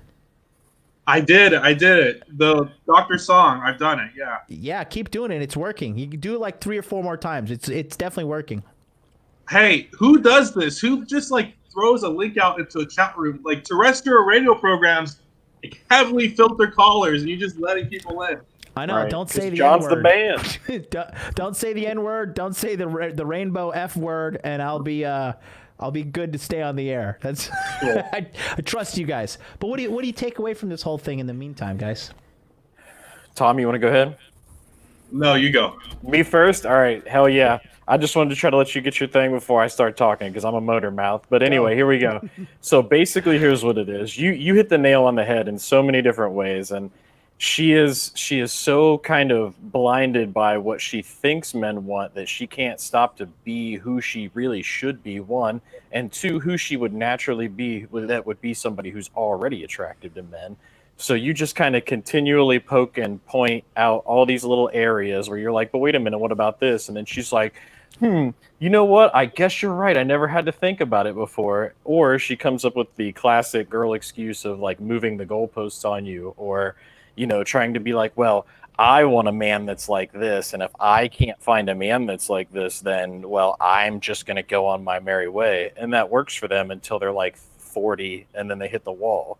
And then nobody wants them anymore because they're, like you said, in a way, they're this boss bitch that already thinks she can do whatever she wants and doesn't need a man for anything, not realizing that we're actually complementary to one another and we should be like that. Yeah, I agree for 1,000%. Bring me happy. I think, yeah, the conversation kind of just naturally took that turn. Sure Yeah. did. I think it's a little bit, I think she just turned 29 or 28 as well. So kind of getting to that age where they're going to entertain those kind of conversations because they know that the attention is kind of drying up a little bit. Right. The wall is undefeated, as they say. Yep. I've got my tech assistant here now, so I think we're going to be... Nice, and mine took off on me. Lord knows where she went. She's here. She's going to do mic check 1, 2. We're okay. All right, good to go. Tom, what did you take away from that little excerpt? We got plenty more of a show to cover. I think she's in your frame, and I think she's qualifying to you. Mm-hmm. Like you said, if she opens her heart to you, you know, it's game over. But that's any woman, you know. For sure. Once they're in, they're in. Oh no, you let this is you know, I'm like that Trojan horse. You know, you bring me inside Right. those walls, that fucking fortress is falling down, baby. I'm coming for Helena, boy. Where's she at? Troy will fall. Let's go back to calm your little ass down. She's a little spicy. Yesterday was her 6-month birthday. Kelvin Koo says, John, on a scale of 1 to 10, how feminine do you feel this girl is, and is she salvageable? Great photo there, first of all, Mr. Koo. Great photo.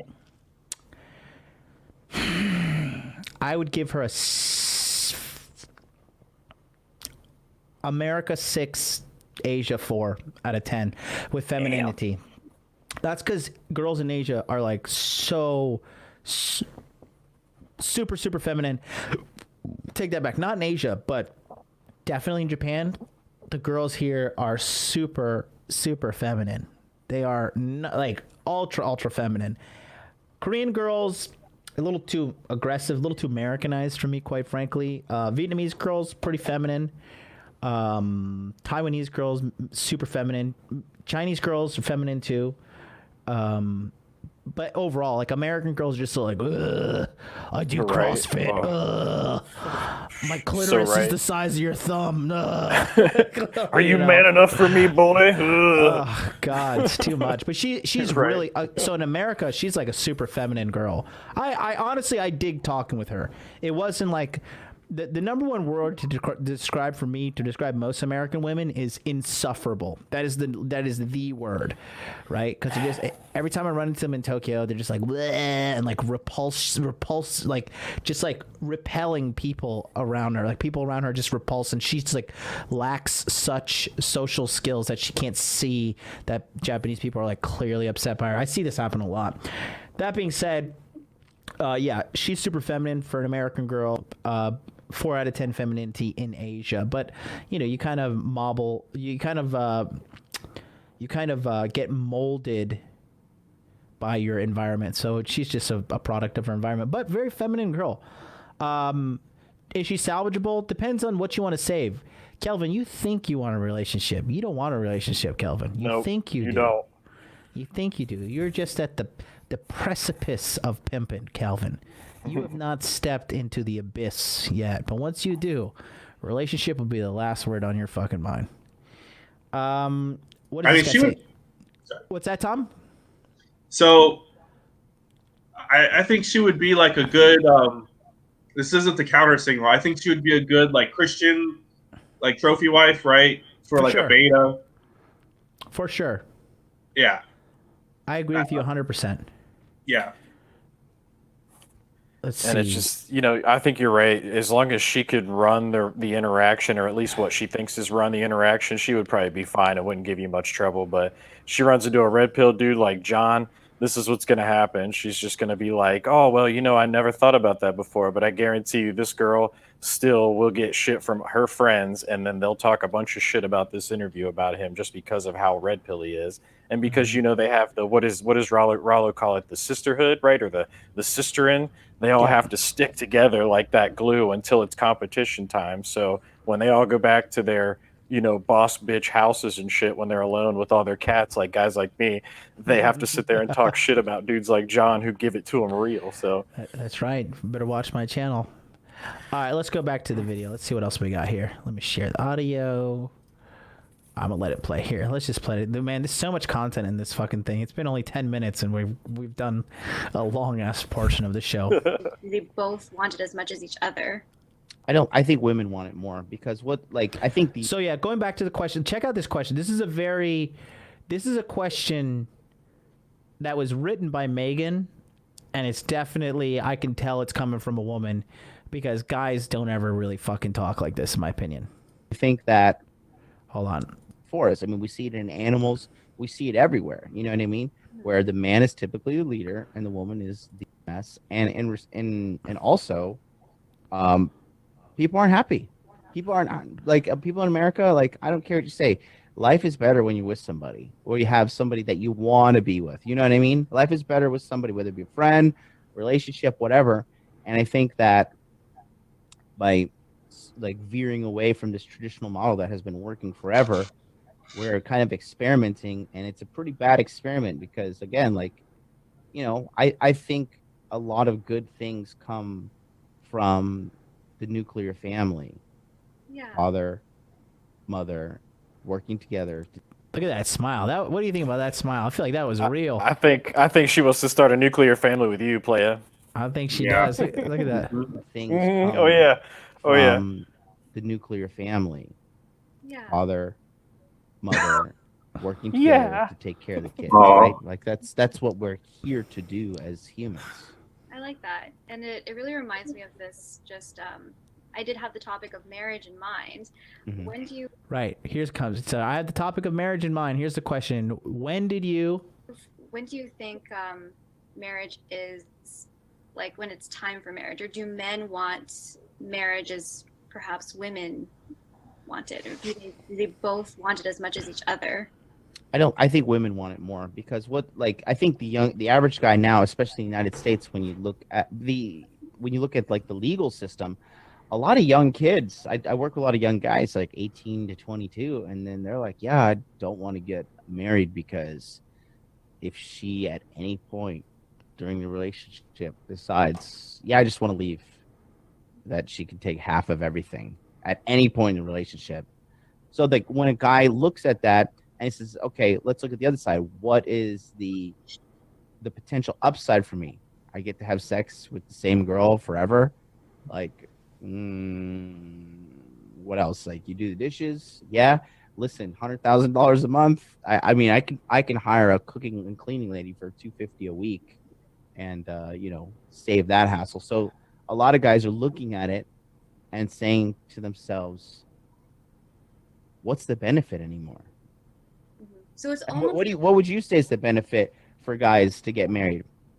well, see, with marriage and this topic, and we've discussed the balance of feminine and masculine energy, where we've discussed how it's a better fit for a woman to kind of have her place and a man to have his place, to be the provider. It almost describes how marriage doesn't even, it makes it as if those energy balances don't make sense. But I have some partial agreements with those concepts. I'm someone who That's right. You better submit to me, woman. Right. Taj says, hey, John, what do you think they cut out? There seems to be a few cuts on the video. No cuts, nothing. If anything was cut, it was just uhs and ahs and whatever. Like I said, I worked with Megan. Megan's stand-up woman. Pray for her. She's in Seattle. God knows what the fuck's going on out there. Oh boy. And so nothing was cut out, FYI. But yeah, she's gonna start to come into my frame slightly here because I'm making some solid points here, and she can't deny it. Can I point something out just really quick? Oh yeah, of course. Go ahead. So one thing I like about what you really did here is you almost sensed it happening right when she was about to steal the frame of the conversation. You were in control after she asked the question, but right when she was about to steal the frame, you asked her a question and got her to invest more in you, and that's how we got to this point. I just thought that was a very good tactic on your part for sure. And you know what's funny, dude? That Bill, it's not even a tactic. It's just A way of life. that's just how I am. That's just Right, like not right there with you, but I mean, just to I guess your mannerisms and your natural vibe that you are like that in conversation is an amazing way to keep them off balance. Because if you're like that, they don't that emotion eats on itself, like Patrice said. So yeah, they don't know what to absolutely. do. Absolutely. Let's continue on here. Good observation. Thanks. It's nice to hear from the outside. That's why I like having other guys come on here as well to kind of give me a second and third and fourth look. Links in the chat if you guys want to pop on too. If you make sure you have a good internet connection, make sure you have good headphones and a microphone, and then you can come on and check it out. But let's continue. Agree with femininity, but also believes that a woman can most certainly stand on her own 2 feet and make those big goals, big dreams. So for me, a marriage is and can be beneficial, given that the two individuals have a similar goal to work towards. Maybe her big goal is a goal that is similar to his big goal, to make a bigger goal. Something I would agree with. So then maybe she makes a lot of money and then he makes a lot of money. Maybe her interests are feminine, maybe his interests are masculine, but both combine to create a huge income, to create a kingdom is something that I envision when I see a successful relationship. So like I've seen a lot of physician nurse couples that have the business-minded goal to flourish in that way. I've also seen where they don't work either. They're not perfect. And for those same reasons, it's because of the imbalance of the masculine and feminine. But it does make me wonder about the overall advantages of how marriage laws are even written. Again, because I'm no expert, but it is interesting to see that men do think about that. That's part of their thought process when they decide, okay, I want this long-term relationship, but where is it going to go when I decide a deeper commitment? And that's a very, very difficult decision for a man to make is what I'm gathering. Yeah. And so and I want to go back to what you said. I don't think it's wrong for women to have big goals or whatever. Right. I just said that because I was on that channel. But I just don't think that it would be a good fit for me. You know what I'm saying? Because you're in med school, right? Or you're studying to be a doctor? Studying to be a doctor, yes. Yeah, because I saw you studying for the MCAT when this was after I sent you a message on Instagram and you didn't reply to me.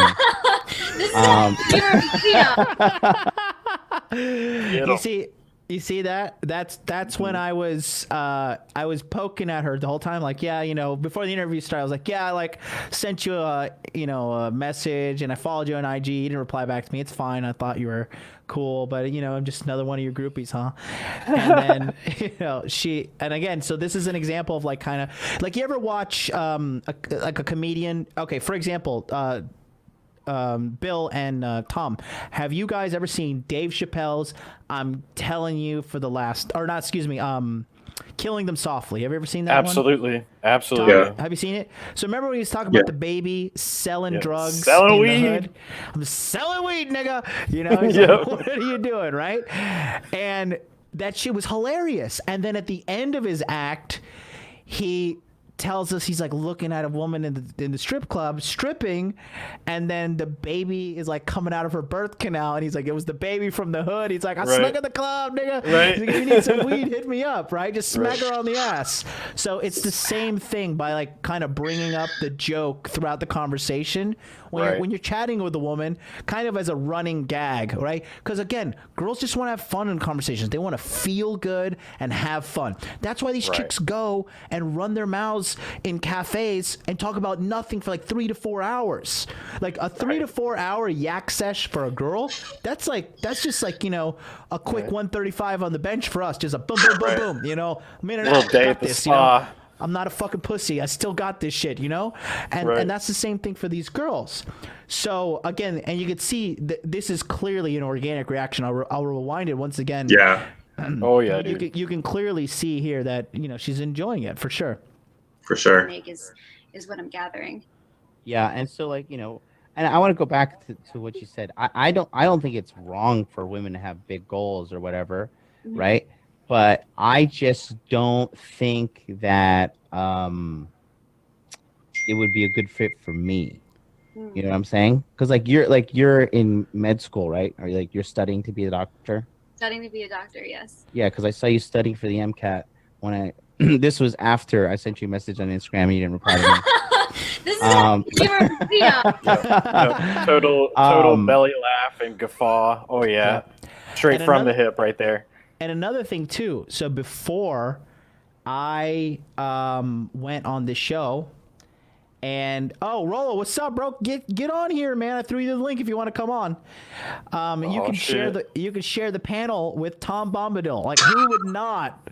Who would not want to share the panel with Tom Bombadil? Please let me get on here with my idol. I love that man. Rollo, the link's in the chat, baby. Come on through. I threw it to you in DMs too. But so for this girl, right? So another thing I did is I did my research on her. Okay, I went to her Instagram and I sized her up, and I knew she was studying for the MCAT because it was written on her Instagram, right? But it was written in the captions under one of her things. So I just did a quick scroll through 5-10 minutes.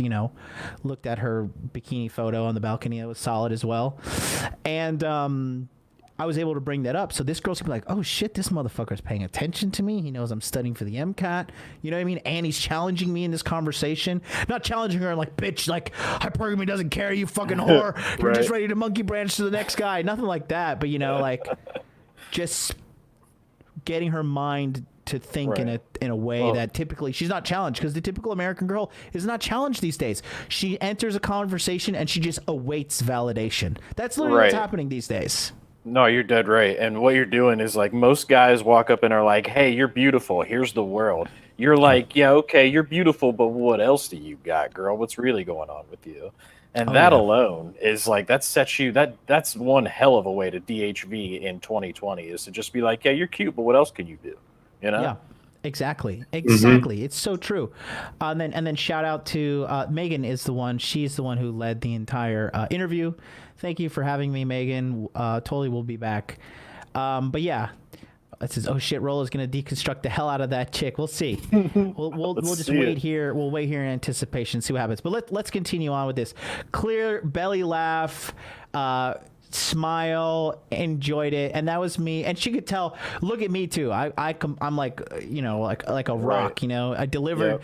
The best thing you could do as a man to make people laugh is say the funniest shit ever with a stone cold face, and let that person get overtaken with emotion and laughter. It's like it's people will always want to have you around. Keep that in mind. So, like, what kind of doctor do you want to be?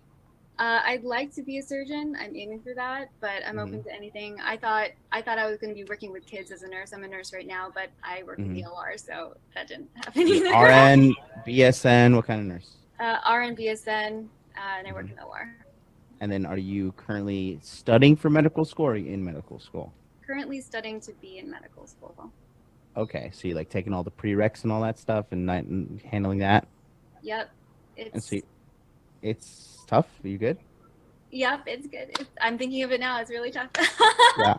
And so you're 29. What's your timeline? Because so that right there, if you're not even in medical school, that means you're not going to be a doctor until, if you get into medical school at 30, then you're looking at doctor around 30 after your residency, at least like 37, right? I'd be like in my 40s or something by the time, if I do pursue like the surgeon life, but I could be a dermatologist. I'm open to anything as long as whoever is, in that long-term relationship with me is open to that sort of life.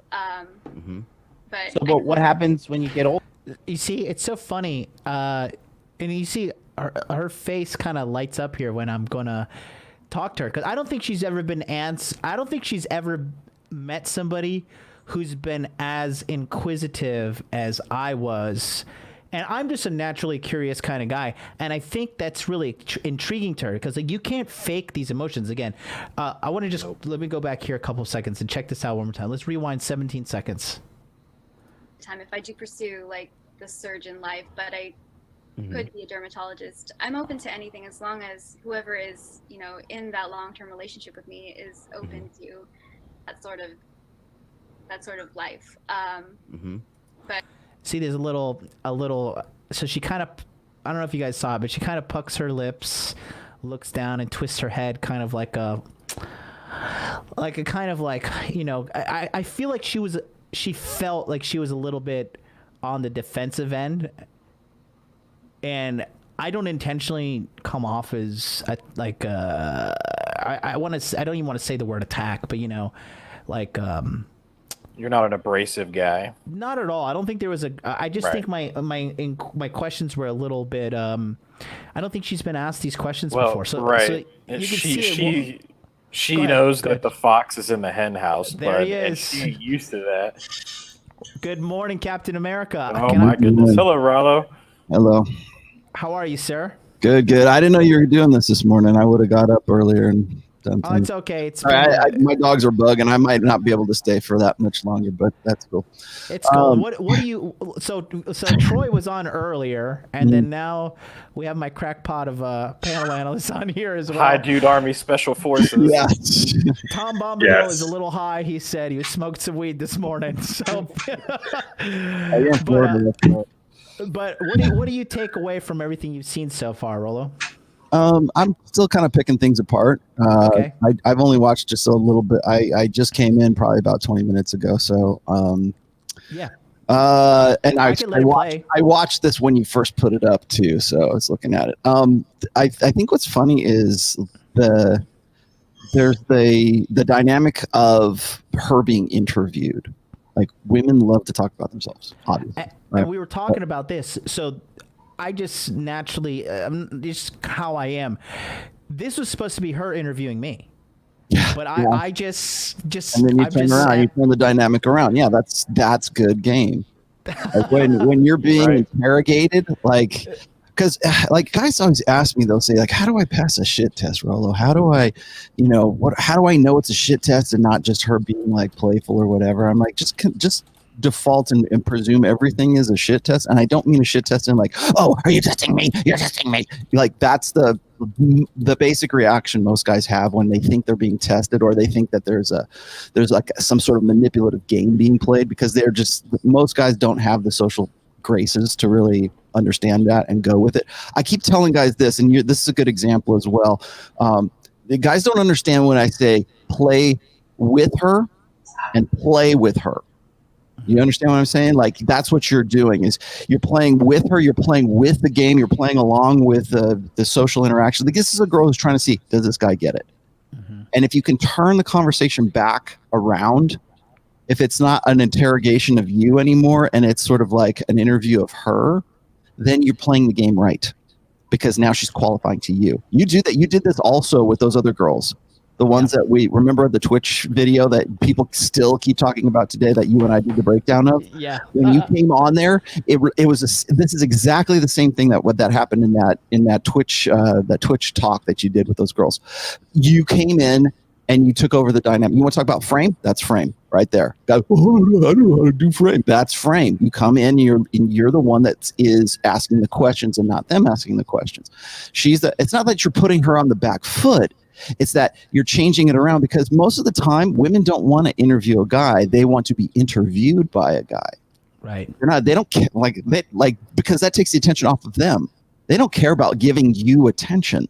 They want to be talking about themselves. You can see this even in I don't know if you ever watch like Candace Owens, or you watch some of these these girls that are doing their kind of own, like PragerU is one thing, but like it's these girls who do their own sort of interview shows. They have their own podcast. Even Susan Venker, right? When I went on Susan Venker, I would go on there and I could turn it around, right? I could go on there and she'd be, talking to me about stuff, and then I'll ask her the questions. And then suddenly she's talking about things that she cares about and not so much me anymore, because I'm the one that's now directing traffic.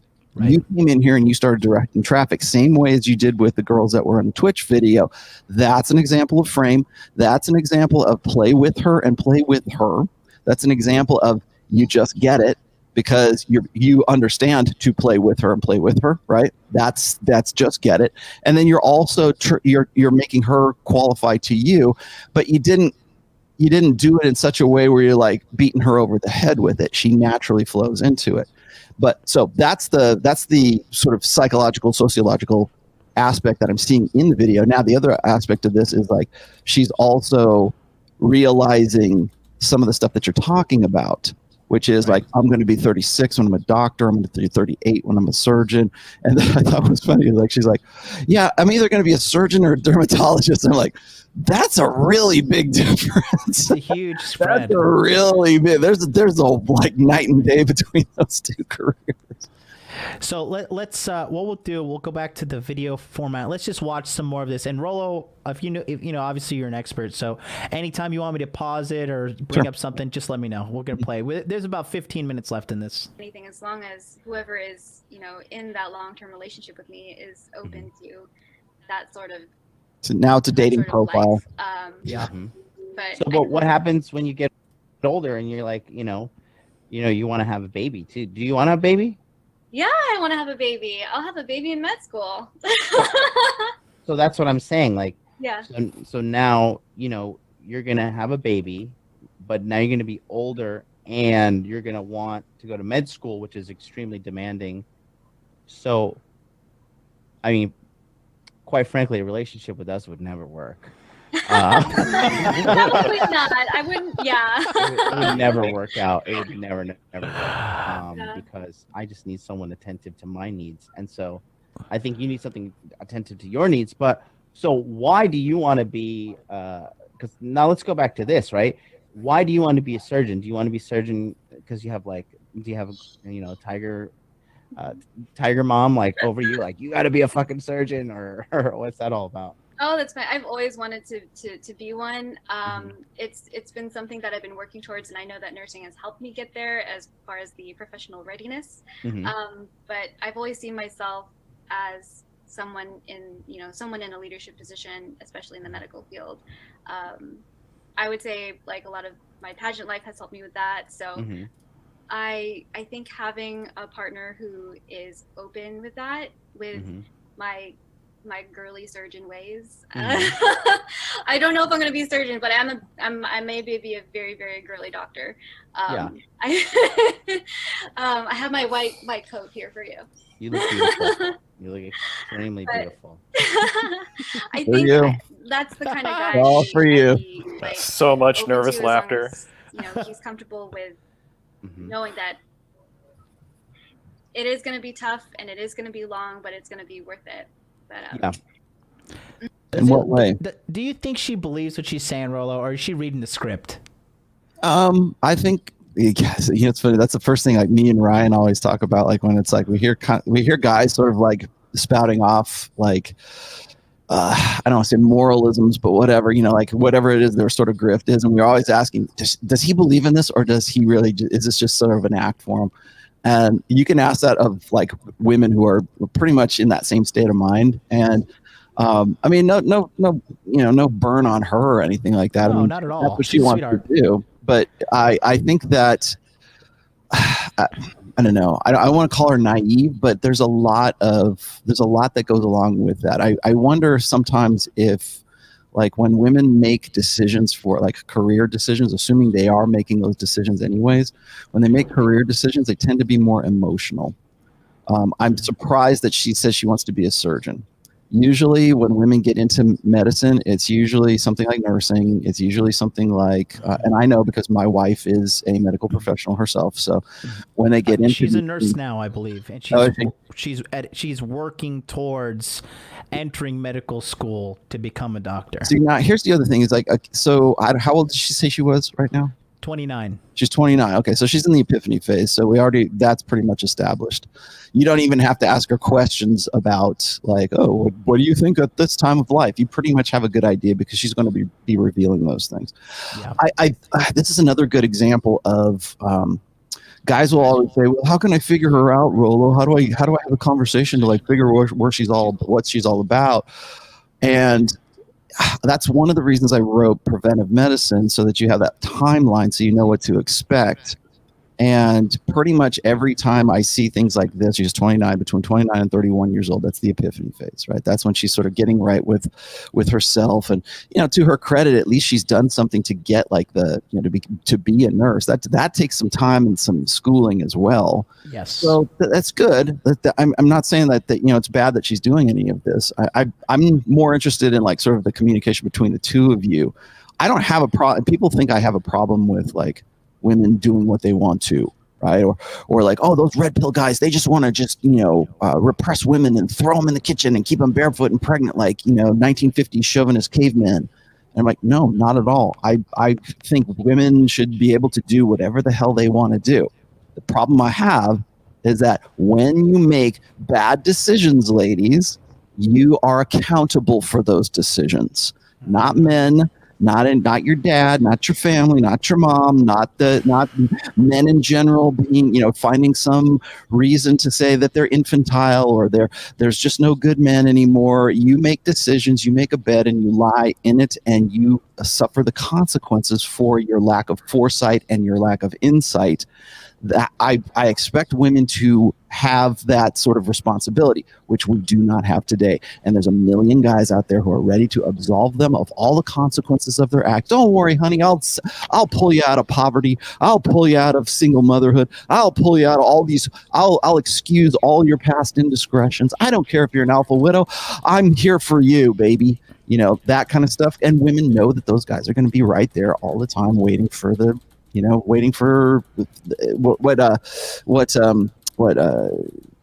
Sheryl Sandberg says, oh, an equal partner. I'm waiting for that equal partner. No, you're waiting for a savior. You're waiting for a guy. You're waiting for the beta in waiting to pull you out. So it's not that I have a problem with women wanting to become doctors or nurses or whatever it is that they want to do. It's just that don't expect men to absolve you of bad decision making. So that I want to throw that out there, because a lot of people will say, well, shouldn't she become a doctor? Shouldn't she become a surgeon? That's great. And they'll be like moralistic guys who will say the same thing. And I'm like, yeah, that's great if she sticks with it. If remember, that takes a lot of money, right? It takes a lot of money to go to med school. It takes a lot of money to to get student loans and things like that, to have debt load. Like I was on Twitter the other day, and I forget, I don't even know the name of the chick who said this, but she's like, you need to make sure and check out a guy's credit rating before, while you're on a date, ask him his credit rating. And I'm like, okay, fine. Ask her student debt load and her credit card debt load when she's 29 years old. On the first date. Oh, no, how dare you? No. You're going to ask me that. I'm going to ask you the same thing, because that's what I'm talking about. Absolve me, forgive me of my debt, forgive me of my indiscretions, forgive me of all this good stuff when I get to be 29 to 31 years old. That's on you. It's not my responsibility. Well, if men were better, then women would be better women. No, that's your responsibility. If you're going to play the same games, if you're going to play in the same league as men, then you are going to have the same accountability and liability and responsibilities that men have as well. So that's why I get a little kind of, I think that needs to be said here, because I'm not saying that she shouldn't do what she wants to do. She should. And rightly so. And she's a good looking girl, and whatever. But I think that the dynamic anyways between you guys is funny, because she kind of the script flips once you come on. And again, you've done that before, and guys who, it's not even so much like directing the conversation or being domineering or amogging people or anything like that. If you have that as sort of your internalized personality, it's just something you're going to do anyways. It's just going to happen. That's why when you went on the Twitch stream with those girls, it was like automatic. Here's a guy who's going to control the situation. And what did we say before? It's like when women will defer to the strongest man that they know, or the strongest man in a particular social situation. It's command presence. I've talked about that before dozens of times. So you one of the things I noticed about you, John, is when you get into those situations with a new girl, or you're in like an unknown situation, is you automatically default to well, not so much game, but you default to a command presence. Yeah. And if that's like, I have yet to see you get schooled, like in like a Twitter, and this is not me like glossing you or anything like that. This is just an observation. I've yet to see you get schooled. I am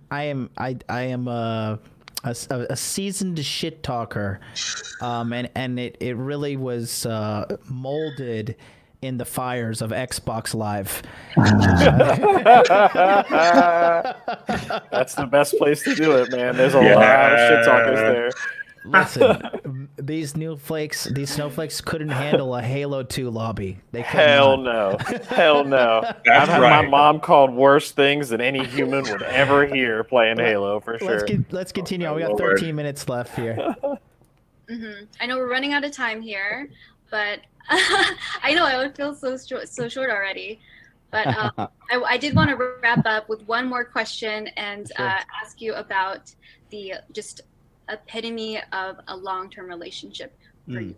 Like, what is the one quality, if you could pinpoint one of those, is the most important thing to have in a long-term relationship? For everybody? Yeah, how about we do that? How about for everyone? For everyone who wants that long-term relationship, what is the number one most important thing? I would say effective communication and deciding who is the leader. Okay? This whole bullshit idea that you hear these idiots in America spouting off like, we are in a mutual, like, we're in a 50-50 relationship. That doesn't exist, okay? That doesn't exist. There needs to be a CEO, and there needs to be as a vice CEO, right? There needs to be, that's why organizations have CEOs and CTOs and COOs, right? An organization cannot have two CEOs, right? And the same thing with the household. So there needs to be effective communication, and there needs to be clear and transparent roles that are in the relationship, right? So like you're let's say me and you got married, right? And so you got married to me, so you're really happy. And I'm a YouTuber, and you're keep going. a surgeon, right? I'm not gonna come and be like, Tani, I think you need to hold the scalpel like this instead of like, the way you've been holding it like this. Like what do I know about surgeon world, right? What do I know? I'm not a surgeon. I'm a YouTuber. You know what I mean? And the other way around, if you were like, hey, I think you should use these keywords on YouTube, I think you should change these analytics. And quite frankly, if I've been doing YouTube forever and you don't even know what you're talking about, I would be like, look, I will consider your opinion just because you're my partner, but I mean, you're probably just better just being quiet and like just getting out of the way. You know what I mean? That's like if I was your husband, I was like, hey, can I shadow you in the OR? You'd be like, listen, psycho, no, like stay home, like go make a YouTube video. And the other way around, you know what I mean? People need to know their roles. And I think a lot of people are afraid to stick up for themselves in relationships too, both men and women, right? Because we're afraid of being rejected and being alone. So a lot of people sometimes take a deal that's not good for them because of a scarcity mindset. But the one thing about the difference between men and women is because you girls, you have time limit, and everybody knows it, like it's just built in my DNA for me to like young hot girls. Like after if they get a little bit older, it's just like my DNA is just saying like probability of her carrying healthy offspring is lower. You know what I mean? It's just it's all over the animal kingdom. And like the same way, like a girl's like doesn't want to be with a guy that's broke. You know what I mean? Like a guy not wanting to date a girl that's like fat and ugly is the equivalent of a girl not wanting to date a guy that's like not driven and broke and lives at home with his mother. You know what I mean? Yeah. She doesn't need I agree. She doesn't need another liability in her life. She needs assets. Yes, I 100% agree. I would personally like someone who is driven in whatever field they're in, as long as they are confident and they love what they do. I love, men who love what they do, right? Mm-hmm. That only personally motivates me is like when I see that a guy loves what he does and pursues it with confidence and exudes, a certain amount of like success, which is inspiring, then that is certainly something very attractive. So I would have to agree with that. What if he wants her to stay home with the kids? What if I got married to you and I was like, Tani, I want you to give me some Jonathan and Tani Juniors. Like, I want to have little babies running around. I want you to wear an apron and make biscuits on Saturday. And like we all go to the park and, have a dog and just live the whole dream. For me to stay at home away from work and just stay at home. I'll pay for everything. I'll pay for everything. Hold up for 1 second. Okay, you did something there that's really funny. Okay, so this is like you probably did that. I don't know if have you ever read or seen any of Mystery Method stuff before? No, at I all? have not. Okay, so what you're doing naturally here is like prognostication, and like that. I think Mystery would call it prognostication or something like that, which is imagine us somewhere else, right? Imagine us together with kids. Like fantasize about women, and women love this because it's sort of you're presuming the sale first off. And then you just do this naturally, which is funny because I've seen you do this on other occasions as well, where it's like you're throwing out this hypothetical situation, but the hypothetical situation is really like your end goal, right? Or it seems like it's your end goal. So in the old school PUA, that was a technique where you would go on like I think one of the lines or routines, I guess, that Mystery would always teach his students was like, ask her where she wants to go, like in life, right? Or he'll say, do you ever go to the mall? Like, and do you like going to the mall? Of course, women will say yes. And then he'll say, you know what my favorite store in the mall is? And they'll be like, what? Well, they call caught up because it's the mall, right? And he would say, like, I love going to the luggage stores. Like, picking up new luggage to like, yeah, because I really am I'm the kind of guy that really wants to see places in this life. I whenever I see luggage, it sort of gives me this, I can't wait to go to Aruba, or I can't wait to go to like, whatever bullshit country he's talking about. But it's like, wouldn't it be great if we went to, and then suddenly it's we and not me. And so, so he feeds that in, and that's kind of like what you're doing right here, which is, I want pretty much. Well, what would this scenario look like? Yeah, exactly. Planning stuff in the mind, right? What would this scenario look like if we got up on a Saturday morning and we had little yous and little me's, and you were making biscuits and gravy for all of us? And it's like it's this little kind of like Norman Rockwell thing that I see in her head, and it's like you transition so like fluidly into this shit. And I don't know if you're doing that on purpose. Maybe you're not. Maybe that's like, and it seems, maybe it's honest, right? Maybe that's what you're actually throwing at her. But that's the kind of stuff you want to talk about. Good game, good frame. That's good frame because you're the one directing traffic. Yeah. That's what frame is. Enter into my world, baby. Think of it this way. You're Mrs. John MLD, and we have little John MLD, and we have, little dog John MLD, whatever, those kinds of things. And so you build this kind of like domestic fantasy for the person, for the girl, and watch what happens. I mean, continue the thing. Watch what she says after that. Okay. If I found the right guy, my perception and my plan for the rest of my life changes. Like, what is the right guy for you? What is the right guy? The right guy. Are you single now? I'm single now, but I currently like somebody. Yeah, me. Like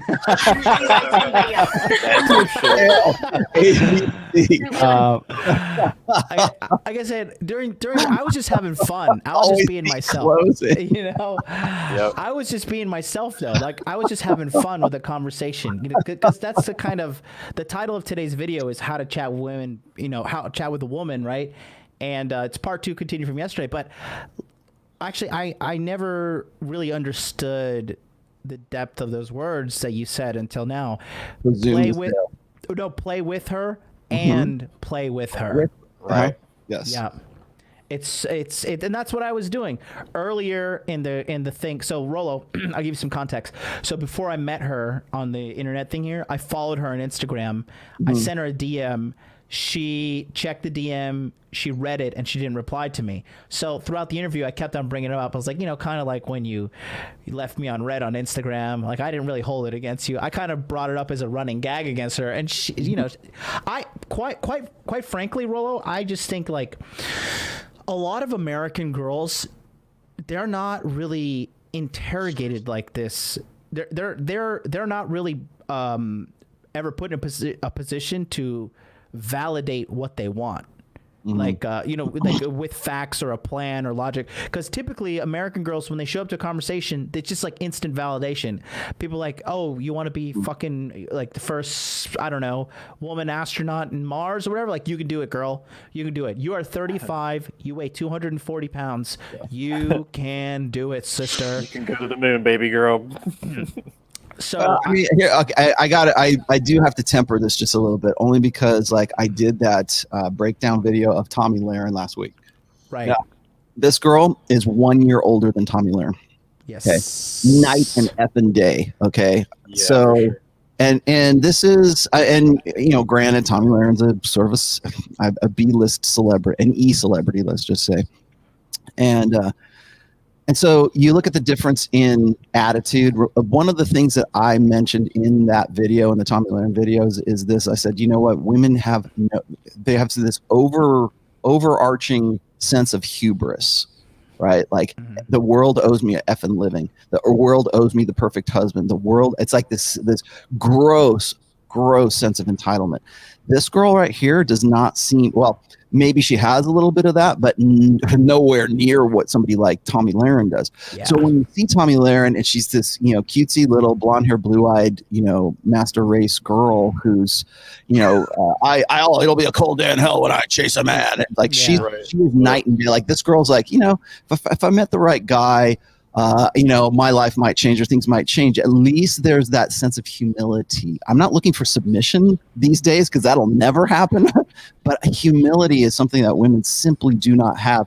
And so she's like, you know, well, if it's the right guy, you know, she's still feminine to some degree. She's certainly way more feminine than Tommy Lahren. Yeah. Right? So definitely. Remember, they're both entering into the epiphany phase, and these are two different case subjects here. Right, and you got to at least give this girl some more credit than you would Tommy, because this woman is at least trying to be somewhat reasonable, whereas Tommy's like, it's my way or the highway, and slams the fist on the table. Listen, the worst thing you can give to a woman with no direction in this day and age is clout. You give her clout, like, you're going to see some serious shit happen, and it's not going to be pretty.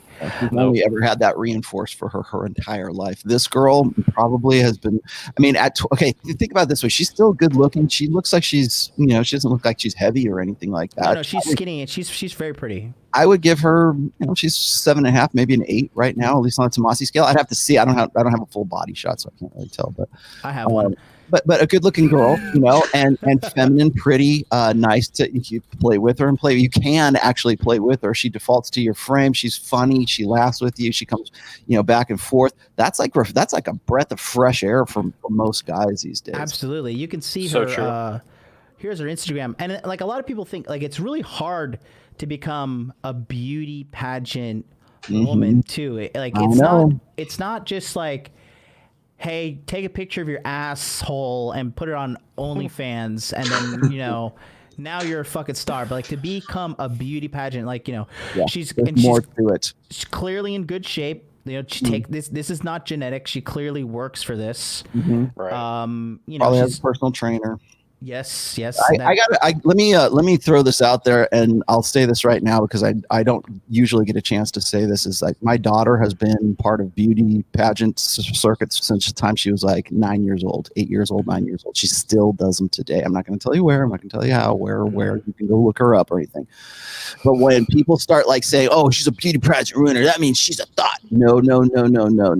Yeah. The pageant system as a whole, like what is fascinating to me is like all these guys who want to say like pageant girls are like thoughts don't understand the work and the things that go into becoming like to doing this, right? Yeah. I mean, she looks like Fitness America right there. This seems like that looks like a fitness thing that she was doing, right? So, but I mean, you don't understand that the interviews they have to do. You don't understand like they have to be up on current affairs. They have to have a platform. They have to have.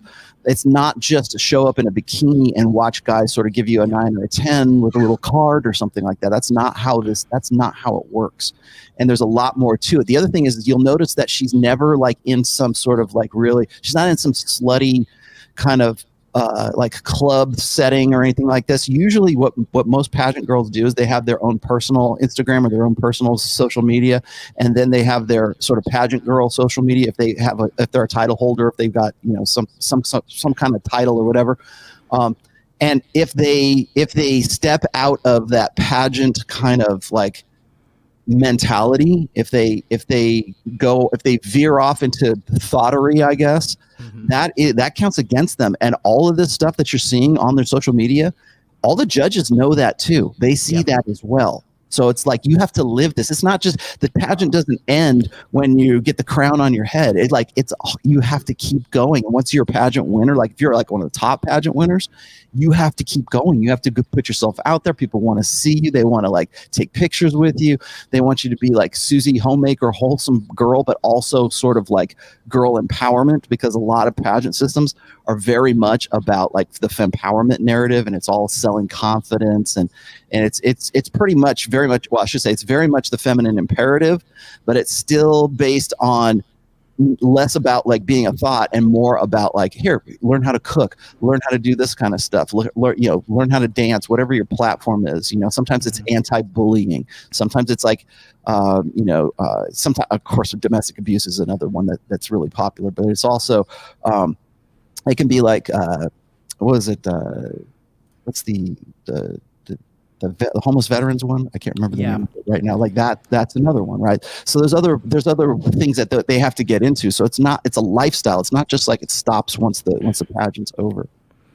Yeah, definitely. Kelvin Koo says more episodes like this. I'm learning lots from watching a man and a female interact. We got right. Something coming, and there's the new studio. So the application and screening process actually started today. So if I get approved, I'll be in there by the end of this month. Fingers crossed, guys. Let's get this going. But I've got some big studio upgrades that will potentially allow for me to interview women live in my apartment in Tokyo. Nice. So nice. Is that what they're calling it these days? That's what's going to be called. And I think it's going to be great moving forward. Let's wrap up this video and go back to me and Tawny here with the final stretch, final 8 minutes. Let's give it a go. Yes.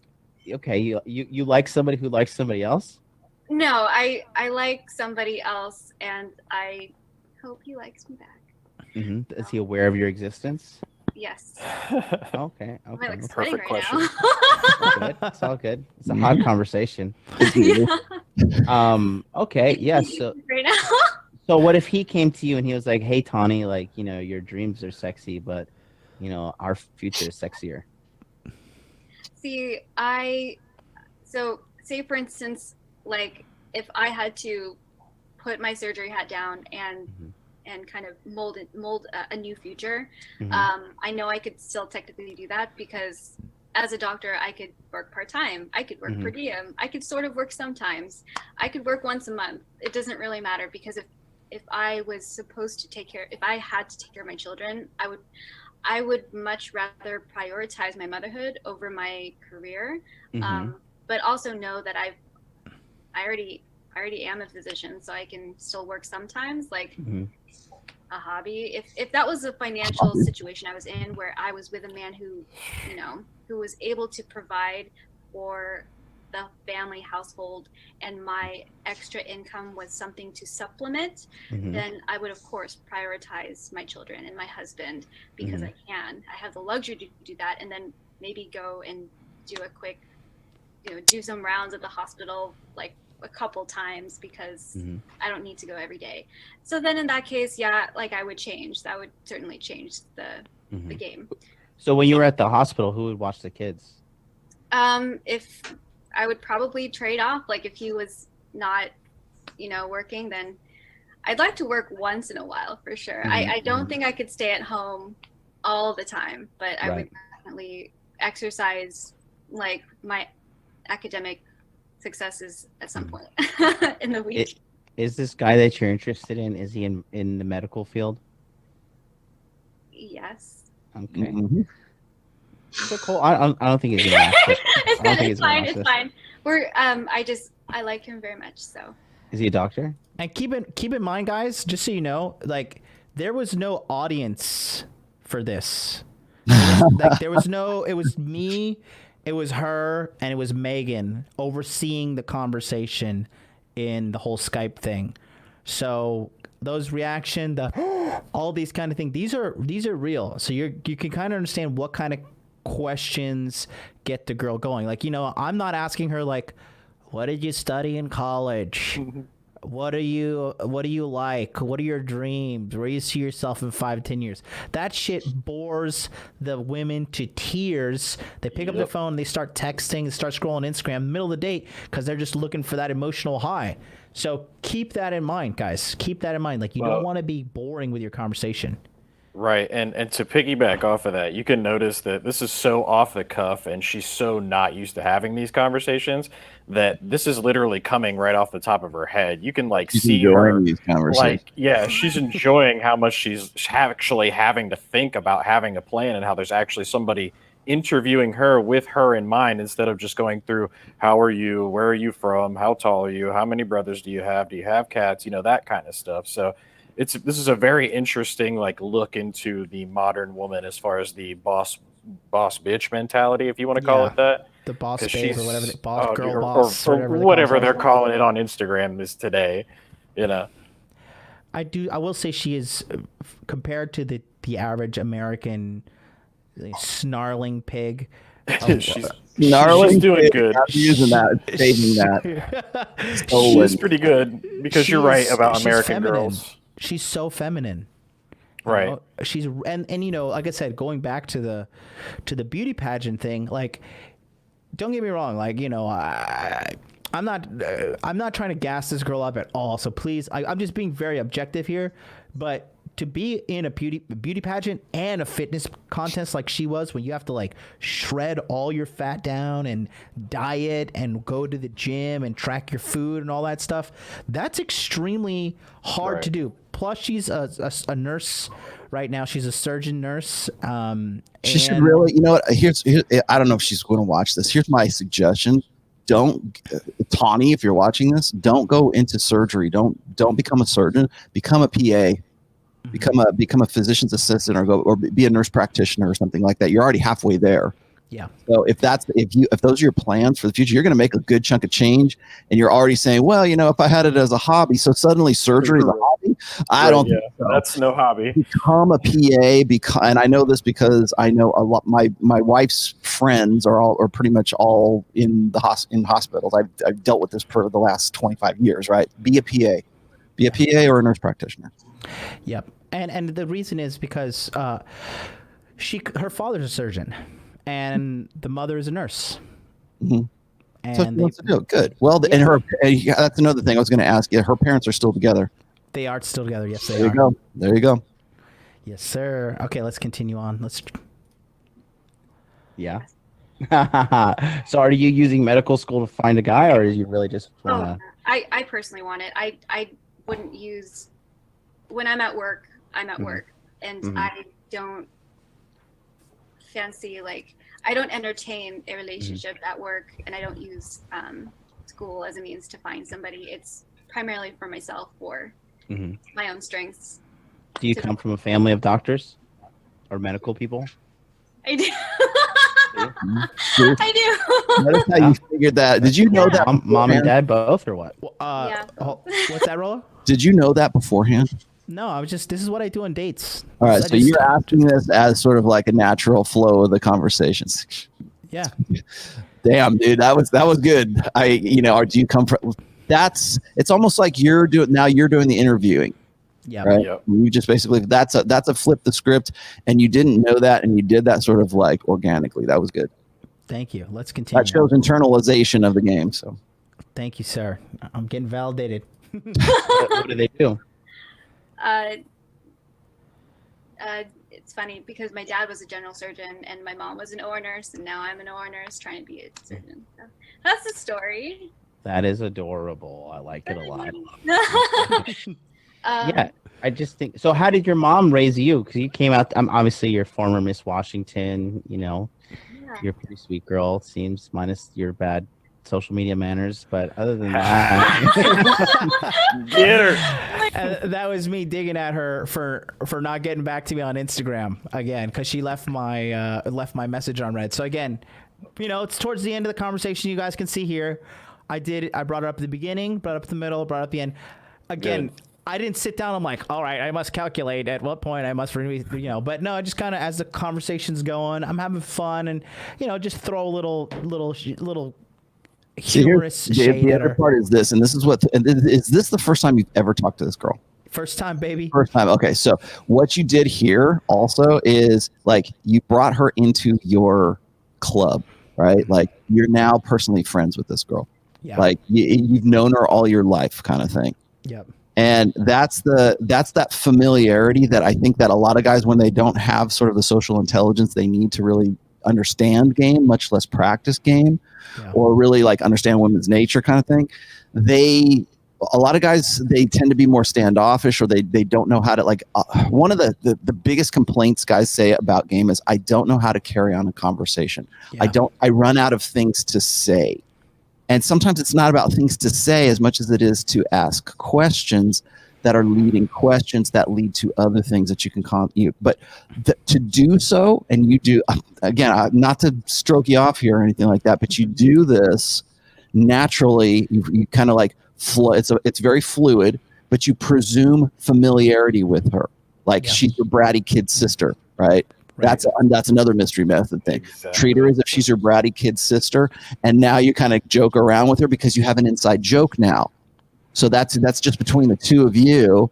But we think, like, if I was watching this, I would say, oh, they've known each other for like 10 years, but you just met her on this one. That is good fluid game. Thank you. Let's wrap it up. Oh my God, that's so funny. How did she raise me? So she met my dad and decided to take on the mother role. And similarly to what I would do is I would take a break from the career and prioritize being a mom the same way she did. So she ended up being, she took a more entrepreneurial set of skills to the medical field and opened up a business for my dad. I like, similarly to what you said, to put how do I say this? Raise the star up, because he's the doctor. So she ended up opening the practice for him, ran that while he was able to see patients, and that was a very functional sort of seems very synergistic. Yeah, it just made sense. It made sense. And she was able to keep her license and maintain her own girl boss vibes, while my dad was able to be his own boss, quite literally as well. So if that were the case, I'd love to replicate that in my future if that happened.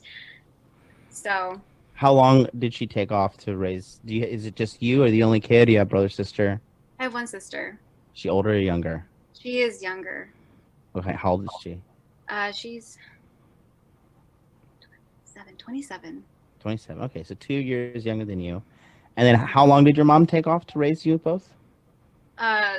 She how much time she took off work? Yeah, to be mom and take home, take care of both of you guys, because that's a 2-year gap, so that's not much time for her to really, you're pregnant, and then you have to recover post-pregnancy, and then the baby was you, crying all night, changing diapers. We got to do vaccines. We got to take care of baby Tawny, Yeah, she took time off, and she used that time to go to school online and get business degrees.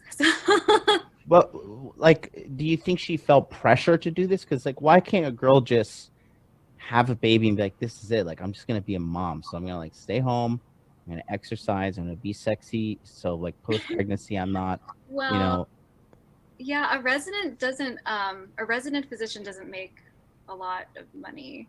I know. It's 40-50 grand for those first 2 years. Yeah, it's good, but not enough to sustain a lot. So it at the end of the day it worked out. So I'm very driven by my parents, and something that I hope as hopefully as feminine energy to create a story to share with my children. Hey, if there's a goal, if there's a dream that you want, that it's certainly possible, and you can certainly be hot and sexy and do all these things. Definitely. So how old was your mom when she got married to your dad? 34, actually. 34. Okay. And then so she had you a lot later then? Yes, a lot later. How old was she when she had you? Let me see. I know she got married at 30. I know it was all between the ages of 30 32 and 34 when everything happened. Marriage, like in Vegas or something. And then she had me very quickly after, and then my sister.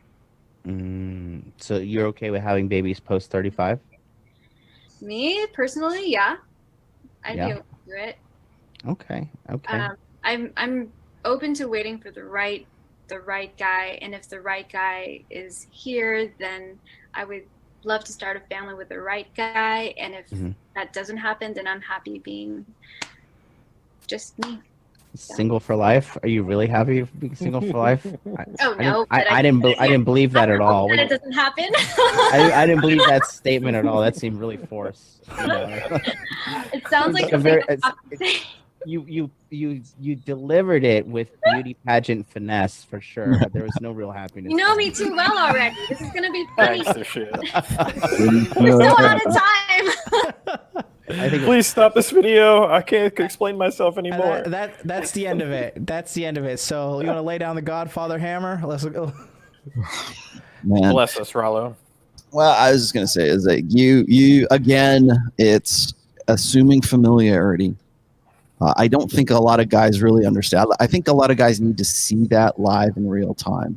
And if we can develop something where we can like do this on a regular basis, where we can sort of pick things apart, I think that would be very educational, helpful for guys, like in the same vein that like body language mastery is. It's one thing to learn like body language and to see these things and have a video and have it sort of like spelled out for you in demonstrations with a model or whatever, doing hand over this or walk in front of her, walking back with that kind of stuff. But it's another thing to see it live in real time, organically, and to see how interactions proceed, successful ones too.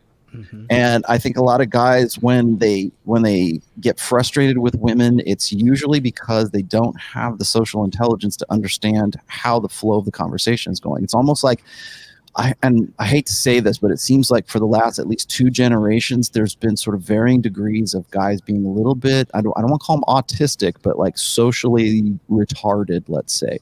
And I mean that in the clinical sense. I don't mean that, oh, you're retarded. I mean like they're actually have been sort of stalled in their understanding of how to read body language, obviously, but how to like read a woman, what she's saying, carry a conversation, be charming, be witty, be, have something, it's not like I think what happens is, and the reason I asked you about like, did you know what, like when you're asking her about her family and all that stuff, or, this being a surgeon and all that, the reason I asked you that, like, because you said you did your research first, right? So I was wondering if maybe that was something that you picked up, and you said you didn't, but you naturally flowed into that. That's the kind of stuff that I'm talking about. That's the kind of stuff that most guys are retarded from today. Like that would never occur to them to ask those questions because they're struggling to carry the conversation, and their focus is on, okay, I got to say this next. And if I don't, then she, like those awkward silences. Like you'll be like, oh, okay, what do I say next? Or, waiting for her to say something instead of him being the one who is still in control of the frame, him being the one who is like I said, directing traffic, and being a good conversationalist gets somebody to talk about themselves, not about just carrying a conversation on. Right. You know where I learned that? I learned that from Pat Campbell. From working with Pat Campbell for as long as I did, because he's a very good interviewer and he's a very good conversationalist because he can get you to talk about things like that. He wants to direct you in, but he asks the right questions, and it's just sort of this natural flow. And I think that a lot of guys get lost in that, and it would really serve them well to have an example of that. And this is a good example. Yeah, I think so. I think it's definitely a value, because for me, quite frankly, it's just another day in the park for me. Oh, let me open the squad. For me, it's just another day in the park. I'm not even trying to be cool or like anything. Like, this is on a small little channel. I just figured that every breakdown that you and I do, and then any kind of male to female breakdown interaction, you want to talk about red meat. That's the real red meat, right? Right. Well, I mean, it's educational red meat. It's not just sensationalism. It's also like educational. So like, look at what you did. Like, same thing you did on the Twitter feed. Like, you come in, and that was with 2 girls. who actually started to fall into your frame the moment you came on. So you own the frame. You have that look, so they're interested in you a little bit. So it's enough. Again, that's peacocking. That's what is it? Using props like your chains, or you weren't wearing that on the thing, but you had your look to you, and so you're kind of entertaining in that sense. But it's not like entertaining in like guys will say, "Oh, you're just being a clown." Well, if that's the way you feel like dressing, you're comfortable anyways, then screw it. Who cares, right? Use that shit to your advantage. So you come in, you're visually like stimulated. It's like shiny keys with the little kid, right? You shake the keys, look over here, here's the keys, ching, ching, ching, ching, and the little kid looks at the keys, right? It's the same dynamic. So you've got peacocking, you've got props like your hat, your shades, everything else. You come in, you're already in control of the frame. You have command presence the moment you get there. You assume familiarity. You already have internalized the idea that you're directing traffic, like you're the one who's going to be doing the interviewing, even though you're the one coming on, you're the guest. But now you're the host. Maybe that's a good way to think about it. Go from being the guest to being the host, and then turning that around. So, and again, play with her. You already flowed into that very well. So, like, this is a textbook example of really good game. And you know what? It doesn't feel like game. Like at the end of it, like that was what I was going to say. Here's my last question to everybody and anybody watching this is, what do you think her emotional association is with John now?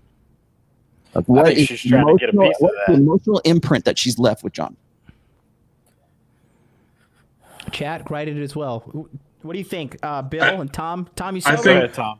I think Tom, she. Let's go. Well, people remember you. They don't remember as much of what you've said as much as how you make them feel. And I think she obviously felt good. She was these organic laughter, the real smile. I think she's gonna remember John with a positive feeling. That's huge.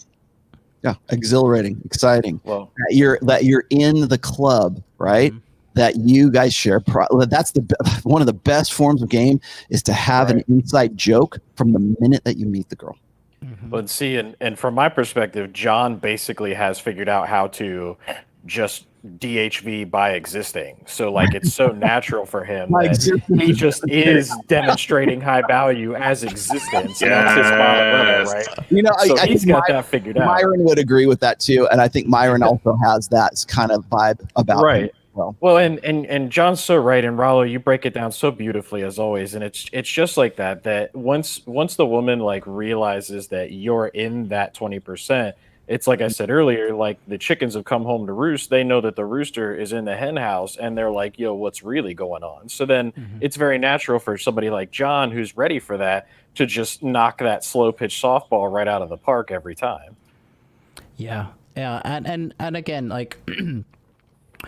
You know, I think personally, I think I am a little special due to my upbringing, because I was raised by nothing but women, and my nannies were women, and my mom and my aunt, and so I was always around a very social atmosphere. To top it off, where my father was not present, the church was introduced into my life. And as you know, the church is a very social environment. You don't walk in to church on Sunday and like, fuck all of you, don't talk to me. You're like, hey, Brother Tom, hey, what's up, man? Are you going to be at the fucking, are you going to be at Sunday school next week? I've got a great breakdown of Galatians. You know what I mean? So it's a very upbeat social environment. So I was raised in that well. So I understand I theoretically have an unfair advantage because I have high social acuity. To top it off with a massive sales background, where I've done sales and hospitality work, you know, I had to do all the blue collar work to get as I got my college degree and stuff, and entered the corporate world. So I was able to really hone in my social skills. But this is what I'm trying to tell you guys. This is where game pays dividends, not only in life, not only in women, which is, let's be honest, that's the number one thing we want it for, but in life as well. Like you get to game the world. So that's going to do it for us today, guys.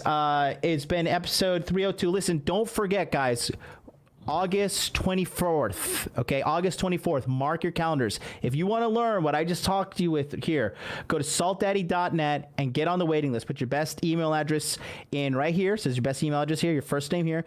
Click yes, I want in, and you will be alerted on August 24th when Salt Online Dating goes live. It is the first time ever. This course cost me $12,000 to make. That is not an exaggeration. I'll see you guys tomorrow on 9 a.m. because remember, I'm live streaming every day in August up until the Salt is closed. So all the way until August 29th, I'll be every single day. See you here tomorrow, 9 a.m. Eastern Standard. Until then, you guys have a wonderful day. Make money, make muscles, learn game. Peace out.